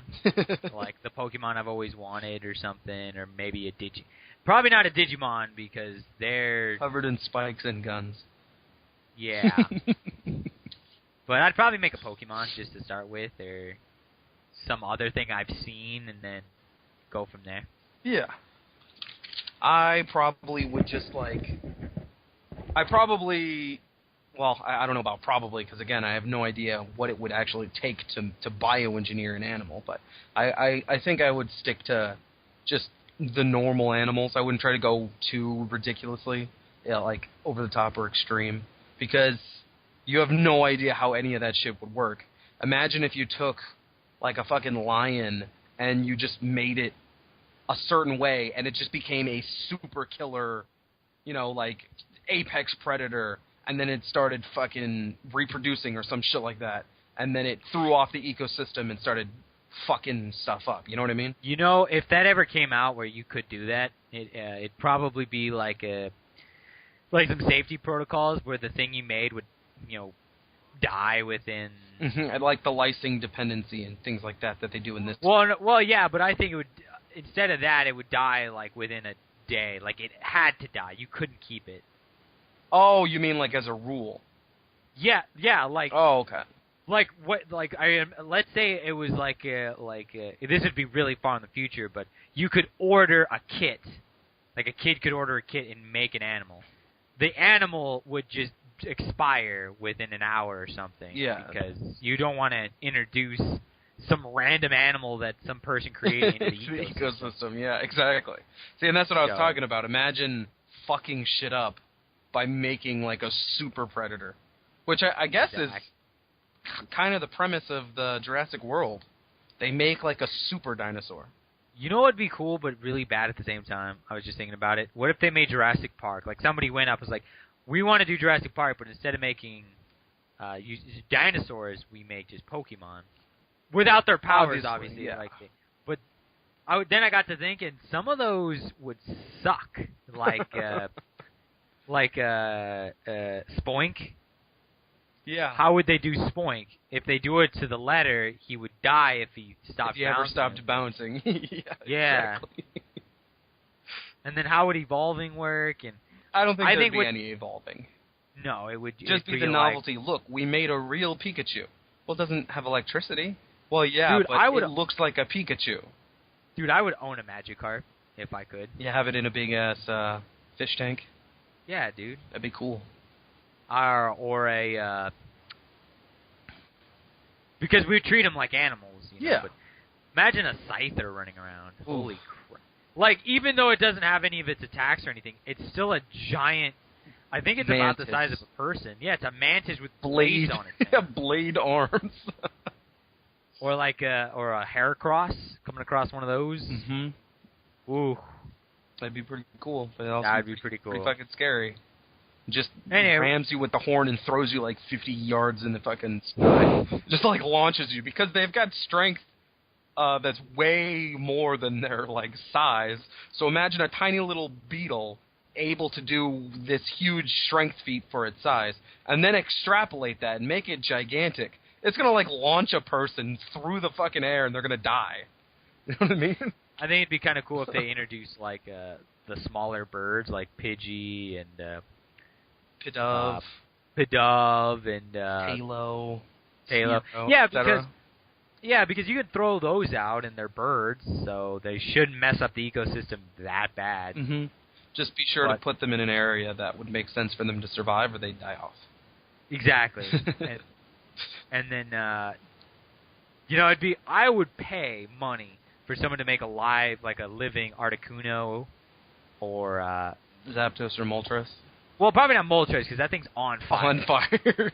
But Zapdos, like the way it looks, it doesn't look like it could fly. Yeah, I get you. Because its wings are kind of... But Articuno would be a trip. That'd be fucking majestic. Yup. Anyway. Track day. So the tour was pages 92 to 110 in my book. So moving on to Control, pages 111 to 120. So it's not a super long chapter. It's 9 pages, so not a lot to talk about. But some important things come up that are not foreshadowing, but they... Because Malcolm's going in here and kind of like... You almost get the sense that he already knows by this point what the problem is. Yeah, like how this place is going to fail, but instead of just saying it, he just wants to kind of let it run its course and let everybody figure it out for themselves. I get the feeling that he's got a theory, he's got an idea or a hypothesis, and he's just kind of like testing the waters to see if he's right. Okay. Mm-hmm. But in this one, he asks Dr. Wu, are there compies here? Yeah, did you make any compies? And he says yes. Which was suspected of biting Tina. Yeah, because of the way she described it and everything. And he explains, well, yeah, but they can't get off the island, and even if they did, they would die of the lysine. They get lysine deficiency, which I think they have to eat a certain amount of it a day or they'll die. Yeah. Though actually, first they go into kind of a coma. They die within 12 hours. Wow. Yeah. And then, which I think is a pretty interesting idea. You know, if you make something and you don't want it to run on Rampage, well, make it dependent on something that only you can provide. Mm-hmm. They actually talked about that earlier, before they even get to this iteration, about making it so that you could make dinosaurs for people, but then you can make it so that they only eat food that comes from your company, and there's all these different things, you know, as far as money is concerned. In this case, it's not for money, it's for let's not fuck shit up. Pretty much. Oh, you know what? Whoops. What's up? Whoops. All right, I got a lot of notes here, it turns out. Oh, really? Did you like... Yeah, okay. So I'm just going to go through them pretty quick. So you learn a little bit about the kid's past. You learn that the father, Tim's father, so I imagine Hammond's son. Did they ever say which one is Hammond's? Is it the son or the daughter? I don't think so. Okay, so... Hold on. Are you talking about... Does that happen in this chapter or last chapter? That happens in the tour. So the tour, so last chapter. Okay. Yeah. The father isn't interested in dinosaurs, so that kind of alienates and the neither boy. Is Lex, because of it. Exactly. She's into baseball. There are 20 personnel on that whole island. Yeah, 20 people for 238 dinosaurs. Exactly. The fuck? That you'd think there'd be more. In the movie, there's a lot more, but in the book, they just 20. Just 20. Yep. It's because they made the park almost entirely automated, which is one of their first mistakes. Because Yep. later on, when the power goes out, they're fucked. Yes. And then they introduced John Arnold. Yes, who is, I believe, Samuel L. Jackson's character in the movie. Yep. He's just They like the introduced- computer guy. He's not Nedry, who does the programming, but he kind of runs the computer systems, I guess. He runs control, or... He does. You know what? I don't actually recall if they ever explicitly says what he does. So, Either way, they introduced Robert Muldoon. who is a badass. I do like Muldoon. He is the park warden / hunter. Though they messed him up in the movie. He's supposed to have a silver mustache. Oh yeah. Yeah, I think they say that at one point. He has a silver mustache. I'm not gonna lie. How much would it have been cool in the movie if that was Crocodile Dundee? Or not? Sorry, Steve Irwin. Steve Irwin, that would have been pretty awesome. Because the character is Australian. Yeah. So Actually, no, he's not. I think he He's not grew up in South Africa. In the movie he's Australian. Yeah, probably. Right. Oh, okay. But Yeah, in the book, I'm pretty sure he grows up in South Africa and goes on tours with his parents or some shit like that. So he's like grown up around dangerous animals and. Right, and he's there. And he works at various zoos. I think was another thing that went through his backstory. He used to work at all these zoos and whatnot, and then finally he comes here and. He sees all the classic problems that people always have at every other zoo. Yeah, he's there because he can handle himself with dangerous animals. Dinosaurs are probably the most dangerous animals. Yeah. Pretty dangerous. Dr. Wu is the chief geneticist. Mm-hmm. So, we kept talking about Dr. Wu, but that is his job at the park. Yeah, he's the one who basically, he doesn't make the dinosaurs, he helps, but he designs the dinosaur's DNA. Okay, and then going into the dinosaur DNA thing, so they extract the DNA from the mosquito, and then the computers they have fill in the blanks to make a full DNA strand. Yeah, using DNA from other animals, birds and reptiles and amphibians and shit, wherever it could fit. And then they can't breed because they make them sterile using X-rays. Mm-hmm. So that's another redundancy to try to and they're prevent all the dinosaurs female. from getting out. Yeah. And it turns out that all embryos start out as female. Yeah, and then they add the stuff that makes it male. A little bit of a side note real quick is that they say the reason males, guys have nipples, is because we were born female. Because we have no need for nipples. Well, we're not born female, but we start off female. In the womb. Yeah, and then we develop nipples, and then I guess after we start developing nipples, we get to what is it, the Y gene? X gene? The X gene kicks in. You sure it's X? I don't know. I have no idea, actually. I don't know genetics. I thought women were XX and men were XY. I have no idea. I could not tell you. Yeah, actually, I know that because there's a comic book, which I highly recommend, called Y the Last Man. Oh, okay. And it's Y because Y chromosome. All right. So, at some point you get the Y chromosome, and that's what makes you a man, and I guess you get that after you get nipples, because men don't need nipples. We don't have Hey, speak for yourself. Speak for yourself. Hey, we've got nipples to pierce and to play with. Oh. And to get licked by women for some reason. I don't know why women lick men's nipples. Men's nipples. Maybe the same reason men love to lick women's nipples? It's stimulating? Alright, so that's all my notes for the tour. Yeah. For Control, I've got compies will eat anything, it turns out. They eat the shit. Yeah, they eat crap. So yeah, that's why they have them. That's one of the notes I have. Compies eat all the shit. I also have a note, import food every 2 weeks. So that's how they feed them. They have to import the food every 2 weeks because they eat so much shit. Not shit, I'm talking about the dinosaurs. But then all that waste because I think I saw a cracked video or something about the implications of Jurassic Park. And one of them is, where's all the dinosaur shit go? Well, fucking compies eat it. Exactly. They don't talk about that in the movie, but yeah. Well, because of the movie, you don't necessarily care about any of that. No, because you care more about the raptors and dinos, which it turns out, I think I saw something where it was The movie is like an hour and a half long, but you only see dinosaurs for about 15, 20 minutes. Damn. Yeah, it's actually a very short amount of time that you actually see the dinosaurs. Yeah, but the times when you do see them is fucking epic. So there are 50 compies. 50. Damn. 50. There's a lot of, but they're small. They're about the size of what, chickens? Yeah, something like that. Yeah. And then there are 8 full-grown raptors. That they know of. Dude, spoilers. But they've made 8 full-grown raptors. Yes. So and this is where Grant really says, like, I like this kid because Tim is like, well, these dinosaurs, I know them by name, and blah, blah, blah, blah, blah. Dinos. And then they see their very first adult raptor. Yeah, they see the cage, and the bars, I think, are, like, partially chewed or some shit like that. But there's just one kind of staring at them.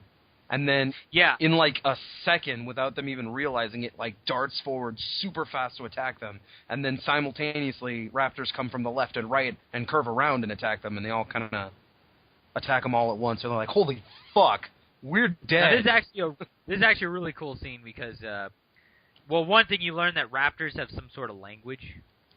Okay. You know, they've got some kind of, remember in the movies when they're like kind of talking, they're making noises at each other? That is... Yes. Okay, how great would... I'm sorry, I gotta say this. How great would it be if somebody dubbed over the Jurassic Park, but whenever the raptors talked, it was the... From Link? Yeah. Like screaming? I thought you were going to go somewhere completely different and say, like, they were talking with, like, a Jamaican accent or, like, something like that. Like a very thick Scottish accent. We're going to hunt these fucking people. Dude, okay, if anyone ever listens to this episode, which I hope you do. Anyone ever. Anybody who's got, like, computer knowledge, you need to make this. You need to go in, find the commercial, the Old Spice commercial with the hawks, and it's where whenever he's, like, the hawks playing cards or something. Yeah, and then the hawks are like cawing or whatever. But take that out and put in Jim Carrey's most annoying noise. The most annoying noise in the world. Yeah. Replace all of the birds, all the hawks, with Jim Carrey faces and that sound. That video would make more sense to me because he's like freaking out, like he's like sweating. But that's like that's a complete aside. I know, but it's just remember when the bird pops its head out and it's just like. Yes, I get it. Buddy. Okay, I'm sorry. But the best part about this chapter is it's something like Malcolm says something towards the very end of it, like dinosaurs have never come across people, so they usually stay away from it, not knowing what it is. But that raptor attacked you, so clearly it knows to hunt people. Well, it's not even that it knows to hunt people; it just knows to hunt and kill whatever. I think it's the point they were getting across. Because they say the raptors are very vicious and they just attack everything. And they just, like, they kill for the love of killing, whether they want to eat or not. Right. And so that's kind of what it is. It's like, normally animals have to learn to hunt humans, whereas it just wants to fuck people up. Well, these dinosaurs must be even more reluctant than lions and tigers. After all, they came from a time before human beings or even large mammals existed at all. God knows what they think when they see us, so I wonder, have they learned somewhere along the line that humans are easy to kill? The group fell silent as they walked. In any case, I shall be extremely interested to see the control room now. Well, so here's the thing. I guess actually, they learned it. Right before that, he says, the reason I asked, Malcolm said, is that I'm told large predators such as lions and tigers are not born man-eaters. Isn't that true? These animals learned somewhere along the way that human beings are easy to kill. Yeah. Only after they become man-killers. So I guess you're right. Yeah, so they're like, again, that's another thing that pops up in your life. Wait, that's right, so how do these raptors know to eat people? This is a little fucked. And then I have a note here that says reptile-bird hybrid, but I'm not sure what that means, unless I'm referring to, like, the raptors as reptile bird hybrids. I don't know. We're gonna go ahead and say, I'm gonna put a little aside here, that this is the first thing we've done where we took notes on. Oh yeah, this is the first time Yeah. we actually started taking notes. Yeah, so we're gonna get better with the note taking. I think Well, we've bear gotten with it. better with our note taking in previous episodes. Not of yeah, Jurassic Park. I mean of Sidecast or a side of. Oh yeah. Yeah. Oh yeah. So are we good to move on? Yeah, to we can move on. Okay. So the next one is called version 4.4. And it's from pages 120 to 126, so pretty short. So, again, pretty short. My notes here. Wu wants to go in a kind of a different direction than Hammond does with the dinosaur idea. He wants to make dinosaurs as pets. So make like the compies or something, and then make them more domesticated so that you can have people own them like dogs or cats. And Hammond doesn't want that. Mm-hmm.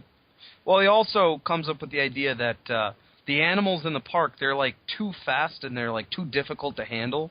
So we want it to be easier to take care of them, but also they're not what people imagine when they think of dinosaur. They're not like this Hollywoodized version. Real dinosaurs are different, and he thinks like maybe if we made them more sluggish and more like the public's perception of a dinosaur, then the park would do better. And then Hammond's just kind of like, but they're not real. We made them real. And he's like, well, these aren't real either. We made these, and we couldn't. It's a reconstruction, not a recreation. And Hammond's still kind of against it. And I only have one note, actually. That's pretty much the only thing I've got written for that. Is that's the big thing. You learn more about kind of Hammond's little. He thinks the dinosaurs are real, but Wu's saying, well, they're only as real as we make them. So yeah. My one note here is dinosaurs, real or fake? Is a warped Hollywood dinosaur better? So what do you think? Do you think having like a real dinosaur would be better, or do you think the public would be more inclined to like their perception of a dinosaur? Wow, that's a tough one. I think it would be better to make if you're gonna do a dinosaur, make a dinosaur how it really is, because why make a false dinosaur and make people believe falsely? Yeah, exactly. You want the public to understand. But then again, even if it's wrong, there's a saying where the history is written by the winners. Yeah. So it's all in perception. If everyone just starts believing that, not that this is right, but if everybody in the world gets shown a dinosaur and it's like, hey, this is what dinosaurs actually look like, well... Okay, well, I guess... All right, we'll take your word for it. Who are we to say otherwise? We're not paleontologists or dinosaur studiers. Dinosaur people. Exactly, so... Also, would you think that... How do I say this? The taking care of them better for the people in the park, do you think it's better to make them easier to look after? Or still keep to the, fact that they're real dinosaurs? Say that again? Would you... It's the same thing, but it's from Wu's point of view, the other point of view. Instead of doing it for the public, what about making them easier to handle for the handlers? For the staff? See, that brings up a very interesting question, because animals that we keep in zoos and things, we don't do anything to them. Well, no, the birds, they'll clip the wings so that they can't fly. They'll probably they'll declaw like a lion or some shit like that, I'm sure. If not, then that seems a little dangerous to me, but you know what I mean? They'll do things like that, but this is on a different level. This isn't just, cutting their hair or trimming their nails. This is designing them and making them different. Again, I think they should design them how they actually are, and then if they're going to change them in any way, do it after the fact. Okay. I think they should make them sorry, you go. Like trimming the nails or declawing them or something, just so they're not... Because raptors are the most... We're not even going into the T-Rex, because that is just no. You do not want to have a T-Rex running around. Yeah. But the raptors are so dangerous that you would want to try to make them less dangerous to better handle. Yeah, I think in that circumstance, all you really need to change is their aggressiveness. Make them less aggressive. Yeah, but then they wouldn't be, I guess, accurate. Well, yeah, but... Because if you declaw them, they're still the way they were before, but you just That's go true. insane and they're declawed. Just imagine them with big claws. With huge-ass fucking man-slicing claws. Exactly. Well, I think that you should keep them normal, keep them the way they would be, but instead of changing them, change your facility. Make your facility more tuned for taking care of them so it's less difficult for the staff. But do not go as far as they do in this book, where they make it almost entirely automated, because then you're just asking for problems. Yeah, pretty much. Like, you still need people. Yeah, you're always going to need people. Unless you get robots, and then you got robots. So, yeah, I think that's all we got on this one. Yeah, pretty. Oh, I guess we should say the reason it's called 4.4 is because that's the dinosaur version. Yeah, the dinosaurs are. They actually show it. And I gotta see if I can find it again, but they show it somewhere where they have the dinosaurs and listed by name, and then it says version something, because the later versions are a little bit more sophisticated. They use different animals to fill in the DNA for it. They don't have that in this chapter, though. Oh, it's not in this chapter? Yeah, I just looked through it. It's diagram. Okay, so that's version 4.4. That's what that stands. I mean, I think they do have it somewhere, but... Oh, yeah, right here. Okay, it's in the next chapter. Tyrannosaurus version 4.1, Maiasaur 3.3, Stegosaur 3.9, Triceratops 3.1, Procompsognathid 3.9, Othnielia 3.1, Velociraptors so actually, 3.0. none of them are actually 4.4. Yeah, none of them. The highest is 4.3. So it's Yeah. just kind of bringing them to the next level. Okay, so yeah, and then we go back to control. Yeah, there's a lot of control. Yeah, because this book tends to just the chapter name being the location. Well, not only the location. It's usually just something real quick about the chapter. It's just for control. It's usually that chapter that happens. It's the people sitting in control talking about what's going on. Pretty much. Version 4.4, they're literally just talking about version 4.4. That's like the whole chapter. Yeah. So this one is pages 126 to 133. So again, not too long of a chapter. So what I've got down for this is so Grant is kind of old school. He's better with he doesn't do well with computers. Yeah. Now I understand that's understandable. That was at a time when computers hadn't really hit the it wasn't in every household. Yeah, it hadn't. Yeah. That wasn't such around. But if you were to try to make Jurassic Park now, and someone was not good with computers, be like, "Ooh, you are a dinosaur." Yeah, you have to go out of your way nowadays to not be at least able, unless you're really, really old and you were around before computers. You would probably been on a computer at least once in your life. So, but I got that. I got here that the computer confuses the baby dinosaurs. Like it doesn't. It's like, what is that? It doesn't. Yeah. One of my notes right here is Malcolm being himself means the park is fucked. Yeah. Because basically what happens in this one is John Arnold is. It says right here, okay, John Arnold, chief engineer. So I guess he's the chief engineer. He explains basically how they monitor the various animals in the park. Essentially, they have like a computer that goes through and it like visually tallies them, and it like senses their movements and just all these different computerized methods, and it monitors them. And it basically it has their expected number. This is how many we made, 238. This is how many we found, 238. Everything's present and accounted for. Nothing got out. And then Malcolm he's talking about shit. He's, asking questions and just doing what he does. And so he asks for a compy height distribution. And he shows him, and he's like, okay, everything appears to be normal. And he's like, okay, it looks normal? Well, then your park's fucked, because it shouldn't look normal. And they're like, what? And he's like, you'll find out later. Just, kind of be in Malcolm. Be in Ian. Be in Ian. Let's see. Because I'm on a new page now, which starts like 4 pages down the line because I have other notes in the way. All right. Yeah, that's all I have for that chapter. Is Malcolm. All I got written is Malcolm. Malcolm is pretty sure that a dino escaped. Oh yeah. At this point, Nobody's he's like, yeah, it happens. Pretty much. And that's pretty much it for that. Gonna move on to the tour, back on the tour. Yeah, that's really all that happens. Is they just kind of talk about that system. Malcolm questions it, and then the way the height distribution works is there are low end. There are it's the number of animals of a certain height, and then it just kind of plots it. And so at one end, it does a hill. At one end, the really short ones, there are very few. The really tall ones, there are very few. And it ramps up as it gets to the average, which you would expect to see. But Malcolm essentially says that this is sophistry because it shouldn't look like that. So pretty much.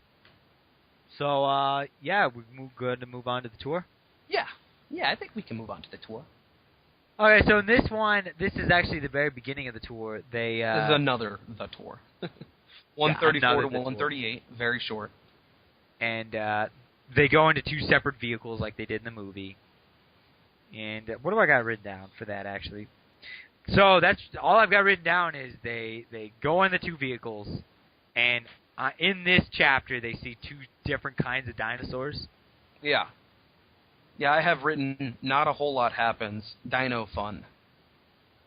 They try to see a, what is it called? A Hypsilophodontid.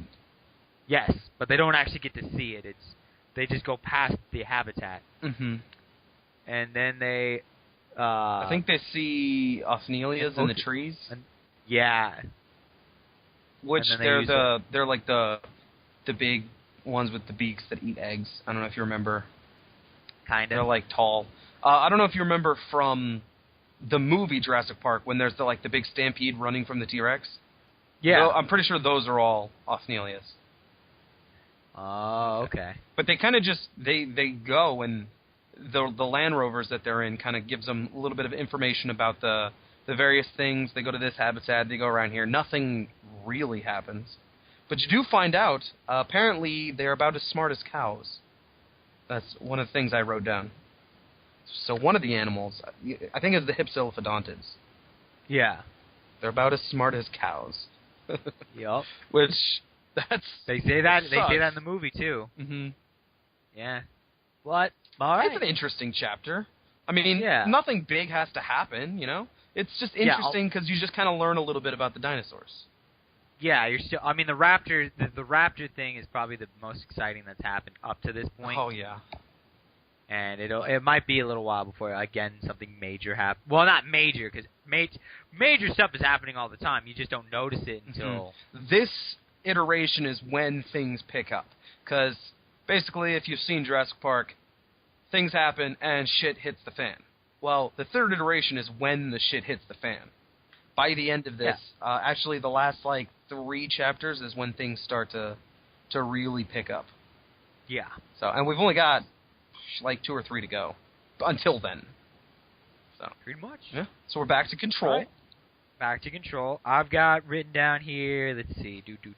Hold on. My pages are 138 to 144. So this is a bigger chapter. What? 6 pages? 138. Comparatively, I mean. Okay. Because the last one was 4.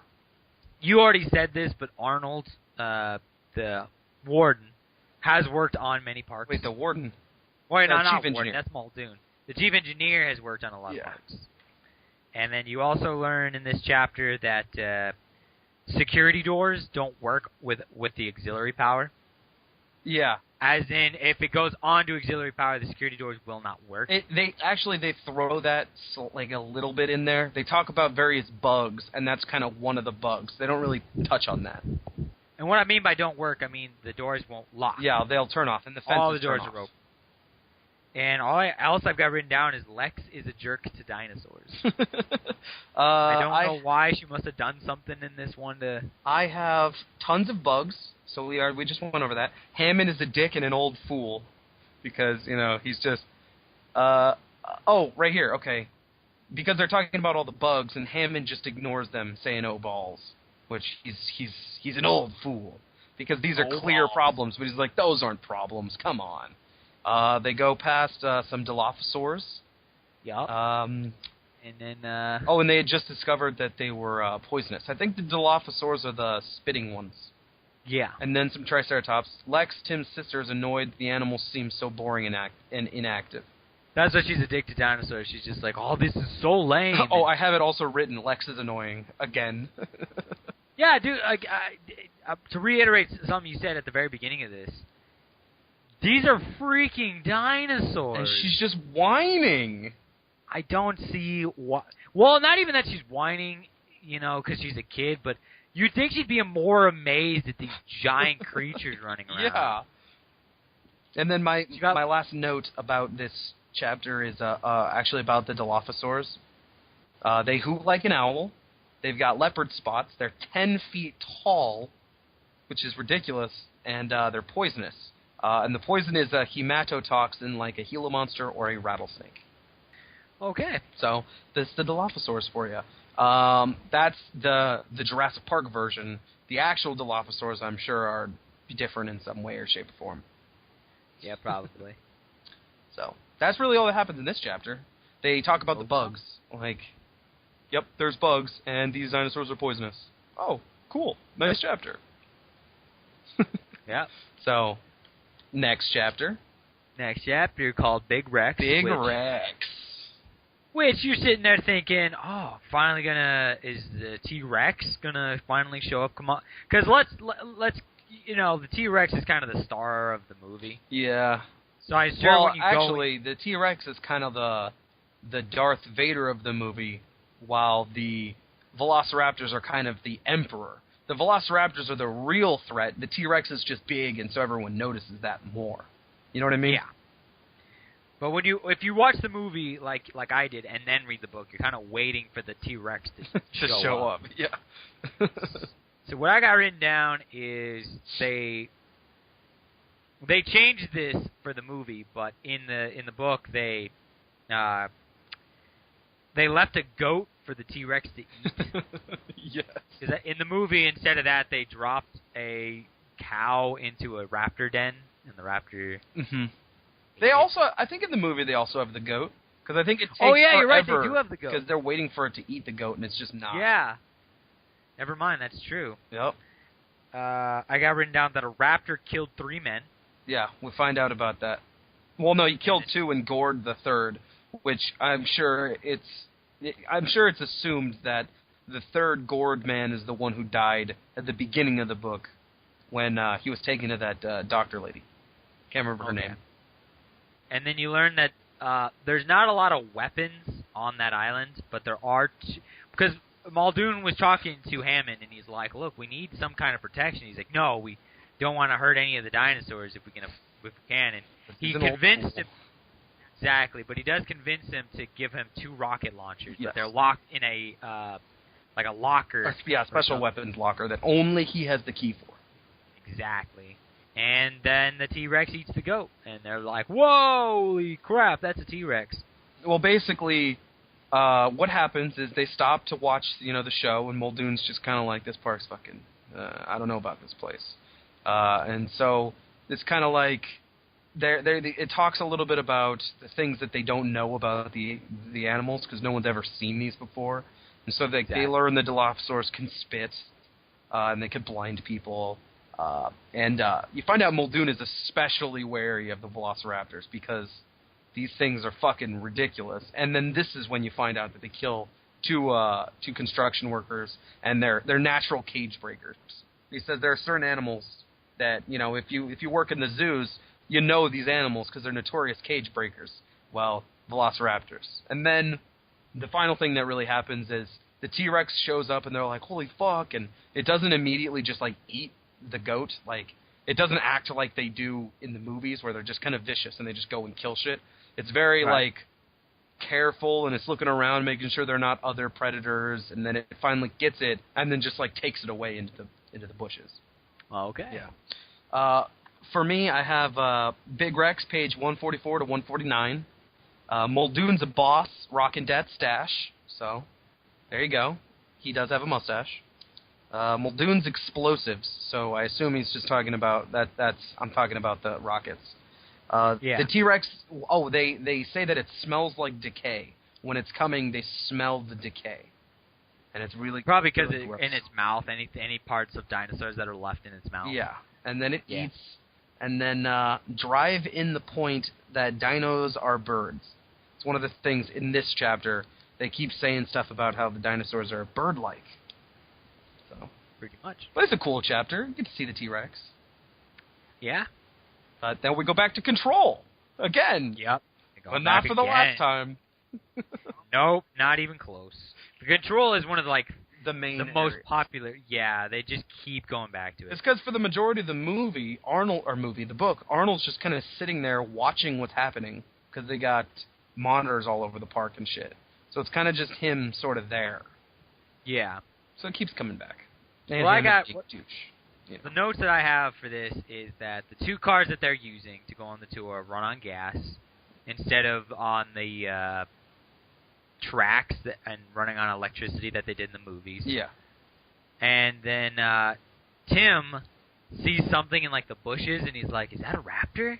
But he's the only one who sees it because it runs away. Mm-hmm. I actually have a bit written down for this one. Okay. Pages 149 to 154. But first, basically what happens in the whole chapter, I mean, you already kind of went over it, but Hammond's sitting in the control room, they're listening, to the tour group, and they're discussing just what would happen if the T-Rex ever gets out. And this is one of those times when he's just kind of like, these fucking people, they're not seeing the wonder of the T-Rex. They're just thinking about what the fuck's going to happen. So he's kind of pissed at their negativity. Actually, I made a mistake. I'm sorry. What's up? The 2 cars that they're using do run on tracks. Yeah. They have 2 other vehicles that run on gas. Yeah, to go out into the park.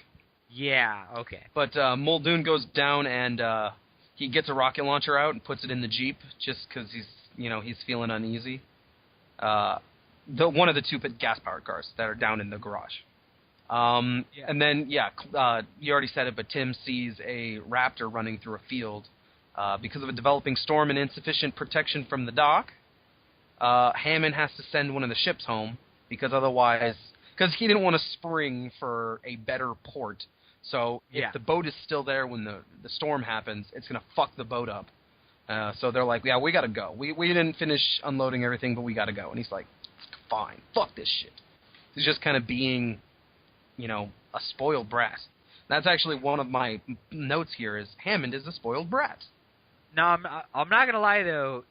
The one slack that I give Hammond is that this is his life's work. It's true. It's true. And people are just constantly coming in, I guess, and with just problems. saying it's not gonna work, and look at this new crap we have to deal with. And he's like, dudes, we're making history here. Be a bit more optimistic about it. I guess that's true. I could give you that.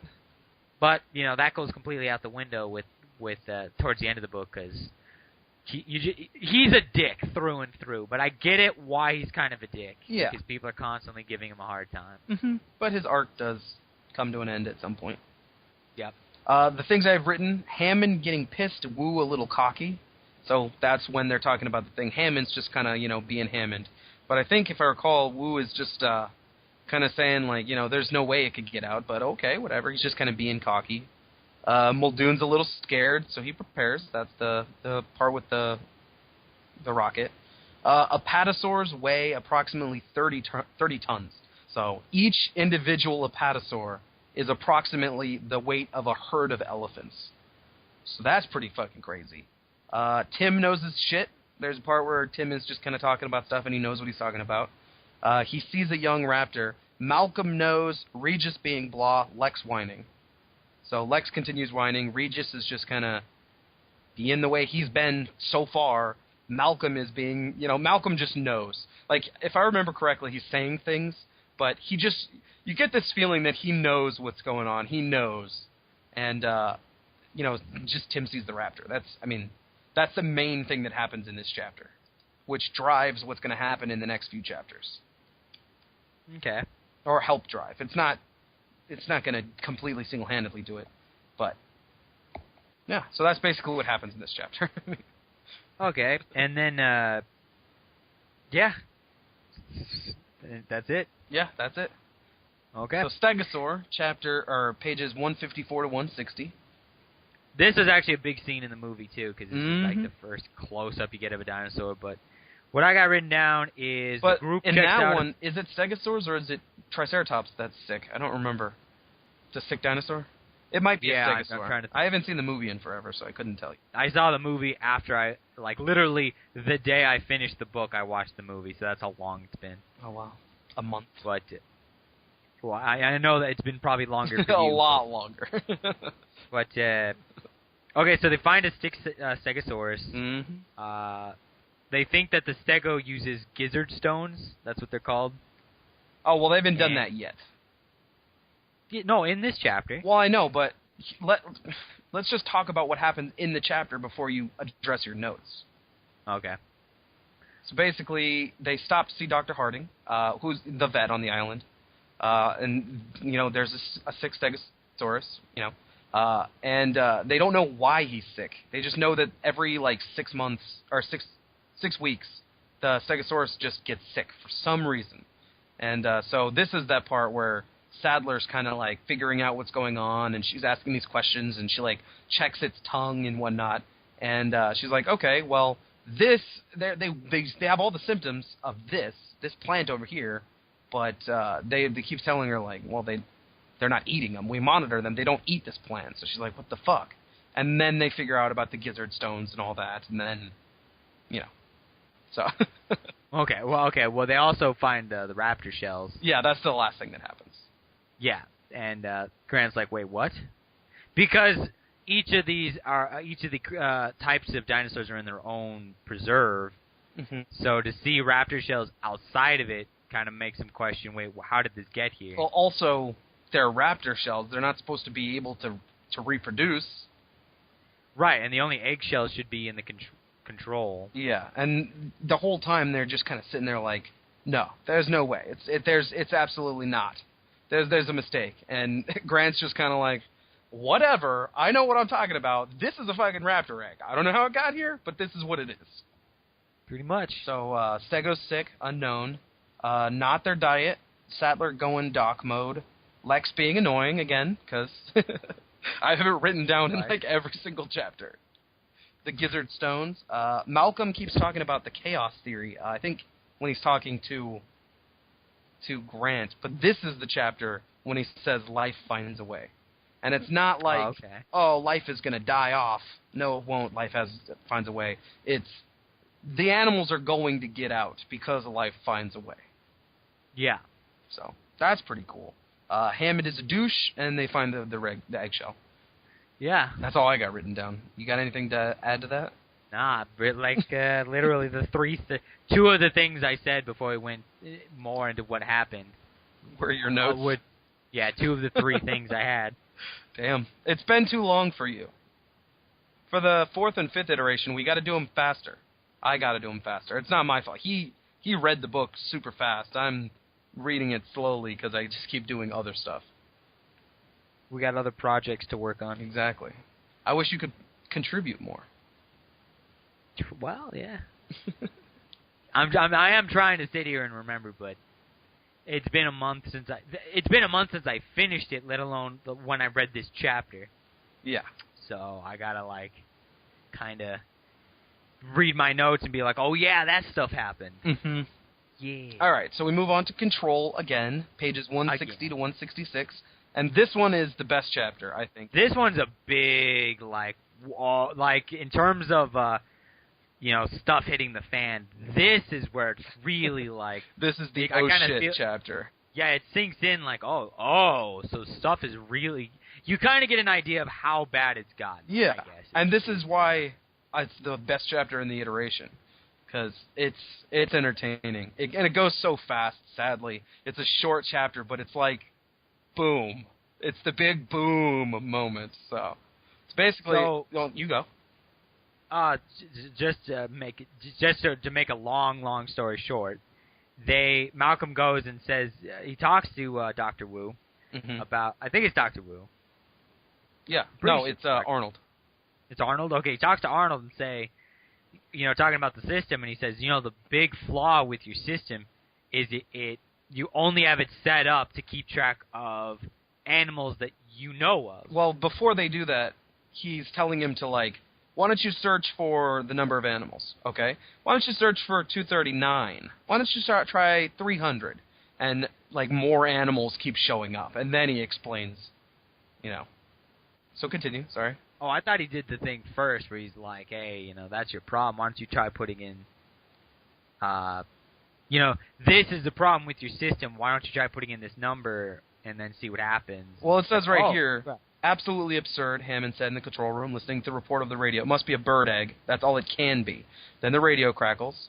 Malcolm's voice, let's do a little test, shall we? Ask Mr. Arnold to run one of his computer tallies. Now? Yes. So he does it. I hope you're satisfied. Are you receiving it down on your screen? Everything's accounted for, as always.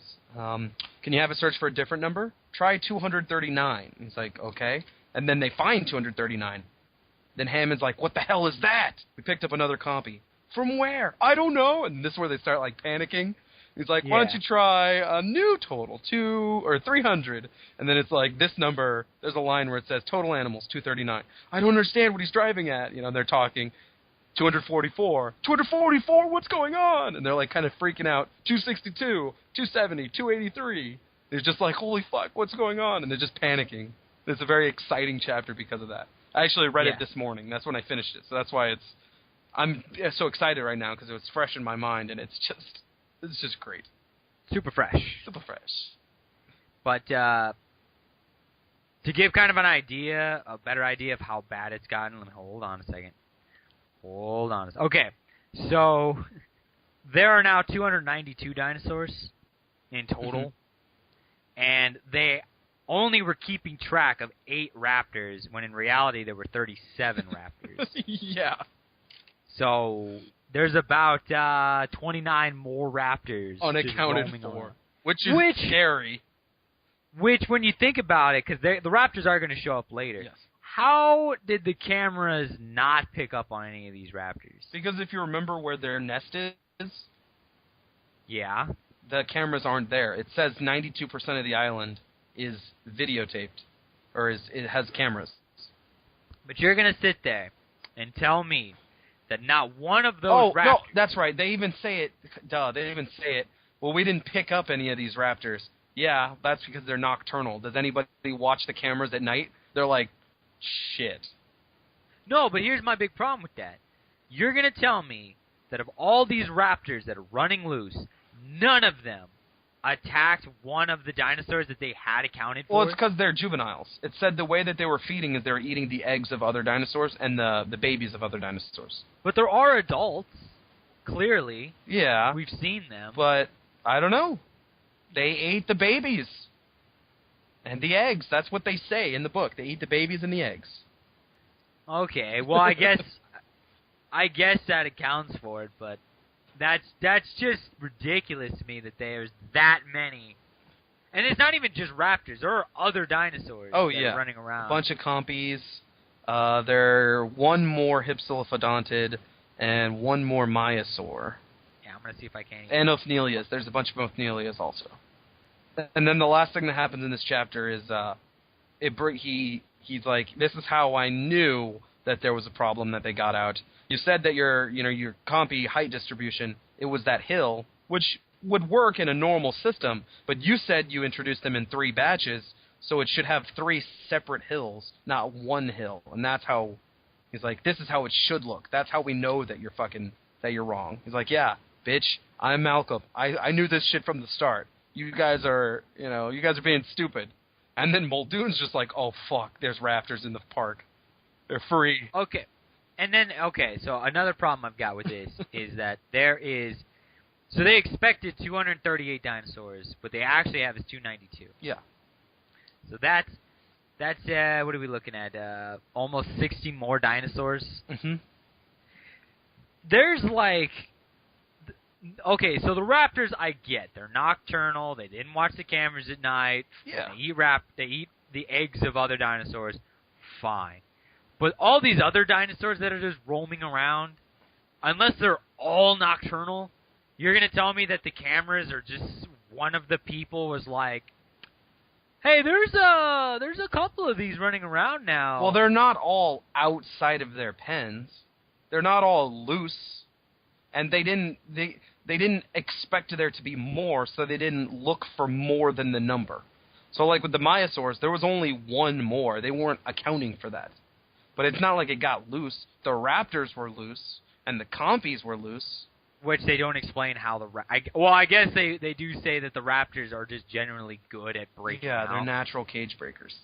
But, I don't know. It's like, some of these dinosaurs, let's see here. The compies. There's so many more compies now. There's about 16 more compies. I guess that's not a lot, comparing to the fact that there were, I guess, 49 to begin with. Yeah. 49 expected. But they just run around eating anything. Yeah, they're all over the island. And the reason they didn't pick up on that is because they're not scanning for more compies. They were only scanning for a certain number. Oh, we found that certain number. Things are all good. You know what they should have done? So, in retrospect, they should have, what do you call it? They do it to cattle. It's where they do like a piercing in the ear. Yeah, they tag them. Like, they tag them. They should have tagged all of them. Yeah. That way they would have been like, that one doesn't have a tag. Yeah, in retrospect. Yep. But yeah, that's what happens in this chapter. It's short, but it's such a sweet chapter because it's just like, finally Malcolm is at that I told you so. Pretty much. And my notes here are, Hammond is flipping his shit. Everyone's like, oh shit, what? Malcolm is smart and a rock star, and Muldoon understands the true danger. Because that's his job. He's like, oh shit, they're fucking raptors. We need to do something. We're all dead. He's the only one who really sees that that's a huge danger. Yeah. So then this next chapter is the last chapter of the iteration. Yep. Breeding sites. And this one's actually a big reveal. Because like you hinted at earlier, this is the one where he explains to Dr. Wu that, well, he doesn't explain what he says. He says to Malcolm does to Dr. Wu. No, Grant does. It was Grant, not Malcolm? Yeah. Was Grant over the phone or something? Yeah. Malcolm was also, they were in the car. They weren't at the place. Yeah, that's true. I forgot. Okay. So he asked Dr. Wu, what kind of DNA did you use to fill in what you had to? And he said, oh, frog DNA. Yeah. Like, well, frogs. Well, no, he doesn't explain it. He just says, is there frog DNA? And he's like, I don't know. Well, you're going to have to find out. Okay, so it's still not revealed about the frogs. Not real. Wow. Nope. Dang, they take and this is like almost 200 pages in, and they still haven't explained about the frogs. Yeah, because that's like a big reveal.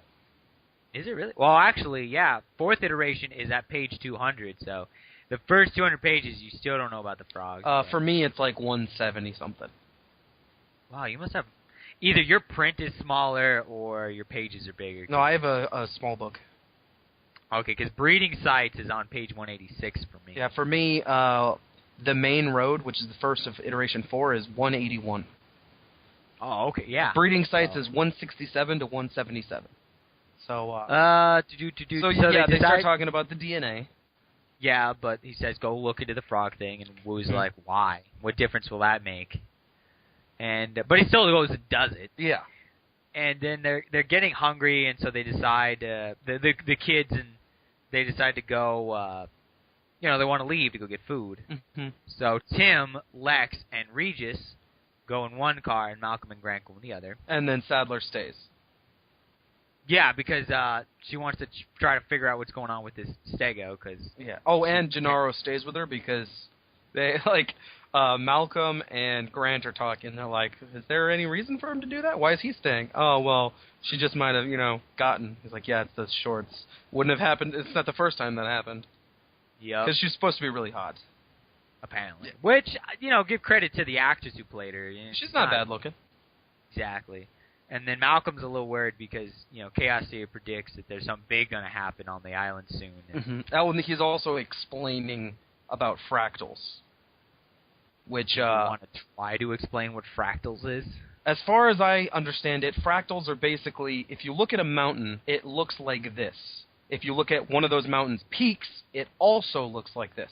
If you look at one of its pebbles, it also looks like this. It's like there are trends. If you look at the sales of a company for a day, that graph will look similar to the same sales for a week, and then for a month, for a year. I guess fractals are that reality is in patterns. On the microscopic level, an atom or whatever is made up of this. It looks like a solar system, and on the solar system level, it's like a giant atom, and it's all, as size goes bigger to smaller, the things all look similar to each other. Yeah. So. Yeah, it's the gist of it. Yep. And then, so they're gonna go back to the place. I think it starts raining at this point, but playing around with some binoculars. Well, it's actually not binoculars. It's night vision goggles. Yeah, which is pretty cool. Lex sees some velociraptors on the ship that's leaving the island, and so they stop the car and they're kind of freaking out or whatever. Meanwhile, Nedry kind of jams up all the systems and the phone lines because this is when he's going to go sneak and get the embryos. So he kind of uses up all the phone lines and all that, and then he's like, okay, well, I'm going to go take a break real quick. And so he kind of sneaks off into the fertilization room. He steals the embryo. The systems are all down. He's got it set up. He gets down to the Jeep. He's going to go take that to the docks. In his mind, everything is perfect. He has done this shit. No one's going to be the wiser. Although everyone in the control room is kind of like, God, fucking Nedry. Why do you got to hold up all they these... immediately know that something's wrong. Well, but they don't suspect him of anything. They're just kind of like, that fucking idiot's got all these lines all caught up. What the fuck? So down in the... Because this is one of those... This is the chapter where it's like, this happens, this happens, this happens, this happens. This is the chaos theory. Yeah, everything's wrong. So this is when kind of shit really hits the fan. Yeah. They see that there are raptors on the ship, but they can't warn anybody in the control room because of the lines, which are fucked up by Nedry. Nedry fucking the lines up to get the embryos also cuts the power, which causes this to happen and this to happen, and it's kind of, a butterfly effect. And so he takes Muldoon's vehicle, and it's actually funny, there's a part where Muldoon is looking outside, and someone says something, and he turns and looks, and as he does that, he misses Nedry driving. So when he goes down later to get the Jeep, because he's going to pick up the people in the park, the Jeep is not there, and the last line is like, what is going on? Let me see, where is it? The last line of the chapter is, what the hell was happening? The Jeep was gone. What the hell was happening? And so that's really how this chapter is. It goes pretty quick. Shit's just going downhill. And and the power, all the power gets cut down outside of the control room. So now that we've finished the third iteration, a good way to look at it is in the first iteration, no action. Second iteration, little bit, but still nothing really. Just kind of more build up. Third is again a lot of build up because especially in this last chapter, something's going to happen. But it's not until the fourth iteration that you get to see it all comes. This is the spiraling is intensifying. The next one is when the whirlpool has essentially happened. Things are spiraling down, and then in the next iteration, shit's fucked. It's kind of like I like to look at it as, let's say a bomb was about to get dropped. You're in the bomb shelter. The bomb is dropped. Now you're walking outside to see kind of what's happening. Mm-hmm. Because you already know that stuff has already gone down because there's more dinosaurs than expected. Yeah. And Nedry's doing his thing, so you're like, oh, what's going to happen now? Mm-hmm. Oh, and I think it should be mentioned that when the power goes out, the cars get stopped right next to the T-Rex, Big Rex's little den. So that happened in the movie, so that was cool. I don't think the power... No, I guess, the power went out, and that's why they were stuck there. And then earlier when there was all the bugs, and one of the bugs listed was just kind of a throwaway, oh, well, the security systems go down. This is when they're like, oh, shit, the security systems are down, and that's when you're kind of really feeling, uh-oh, the dinosaurs can escape. And Muldoon, he even says, like, I don't suspect they'll go near the gates, or near the fences, because they've been in these, places for, like, 7 months. So they've, like, learned by now that if they touch the fences, they'll get shocked. So they'll probably stay away from them. But if they did go near them, then shit could happen. But then this is where it makes me think, because obviously I haven't read further beyond. I have before, but not recently. But earlier, if you remember, the raptor, like, feels the fence and gets electrocuted. Yeah. That's when it's like, oh, shit. That's when if you remember that. The raptors, they're testing their bonds because they're natural cage breakers. The power's out. Absolutely, they're going to get out. Yep. And so it has this big, like, feeling of foreboding. Oh, shit. The next iteration, shit's going to go down. Yeah, but it's only 8 more raptors to the 20-some raptors that were already I know, but they're full-grown raptors. I guess that's true, instead of juveniles, so they're smarter. Mm-hmm. So it's kind of just like, oh, fuck. Yup. So we get to look forward to that on the next episode. Mm-hmm. Oh, and also it should be mentioned that through this iteration, there's a lot more science. There's you think? Charts and graphs and readouts, and there's like background information about plants and the different dinosaurs and chaos theory and fractals, and it's got a lot more scientific stuff. You know why? It's because they're in the control room, so they actually can look at these things instead of But it's cool because I like that. It's like I've said already a bunch of times probably. He has this way of presenting the data, but without it being dry. Yeah. So it's really, really interesting. I like that. Also, the plot's really starting to gain momentum, and it's really, like, building. Pretty much. Which is good, So, yeah, unless you got anything else to say, I think we're pretty well to end it. I'm just looking over this analysis. There's not really anything that we haven't already covered.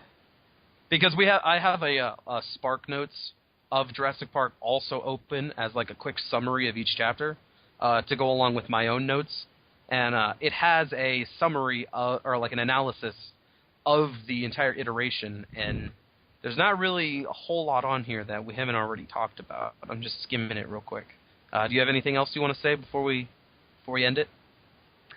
I guess not. Like I said, if you're going in for the action, like if you liked Jurassic Park and you like the actiony part, from here on, now we're gonna get into all the stuff that's happening, and it's very fast. It's a lot faster paced. It's more survival based. Is when that starts to happen. Yeah, and then they actually add scenes that I thought would have been pretty cool in the movie, but they didn't do. So you get to I know some great scenes, like the lagoon, or the waterfall, mm-hmm. or the what else happened? Bunch of stuff. Oh, the nest. There's just they didn't take anything out. From the movie didn't. How do I say this? The movie didn't add anything. If anything, it just kept taking stuff out. Yeah, but that's how movies usually are. The movie adaptations of books. So you're going to see the raptors do a lot more. There's going to be the T-Rex is going to do a whole lot more than he did in the movie. And one of the things that this is driving home, this little analysis here, I've already explained, but it's kind of. Throughout this iteration, there's a lot of foreshadowing. You get to see all these glimpses of these different people, and they're kind of like cautious about this and that. And, Hammond just kind of ignores it. But there are obvious flaws here and there. And then as it starts to go, all these flaws kind of keep coming together all at once to make this huge event that's going to fuck everything up. Yeah. So, it says right here, if we consider Jurassic Park one big experiment and the control room representing a supposed force of constancy, just like a scientific control group, by the end of this section we get the sense that the experiment has gone seriously awry. Which is true. It has gone awry. It's gone awry. I think that's a good place to end it. Whenever we eventually get the next episode of this up, it will either be, depending on how long they are, it'll either be only iteration 4 or iteration 4 and 5. So you have that to look forward to. Well, I mean, this took up just iteration 3. 3 took up an hour and a half of time. Okay, so that means that this particular video will be like 2 hours and some odd minutes. Because we're gonna tack this on to the end of the second iteration. Yes. Because I don't know why we did that. It was because the second iteration was shorter. It was only like an hour long, and I don't think at the time we knew how long the third iteration was going to be. Yeah. But seeing as how this one took an hour and a half, we'll probably, because I know 4 and 5 a lot happened, so we'll probably separate. Yeah, them. have their own videos. That works. Yeah. Because this is probably the longest sidecast we've done so far. Oh yeah, probably. Because 2.5 hours. Most of the other ones are an hour and 40 at best. Mm-hmm. So, but all right. Fun. Well, thank you for joining us. Yes, if you've made it to this point, we thank you for listening. Yeah, really.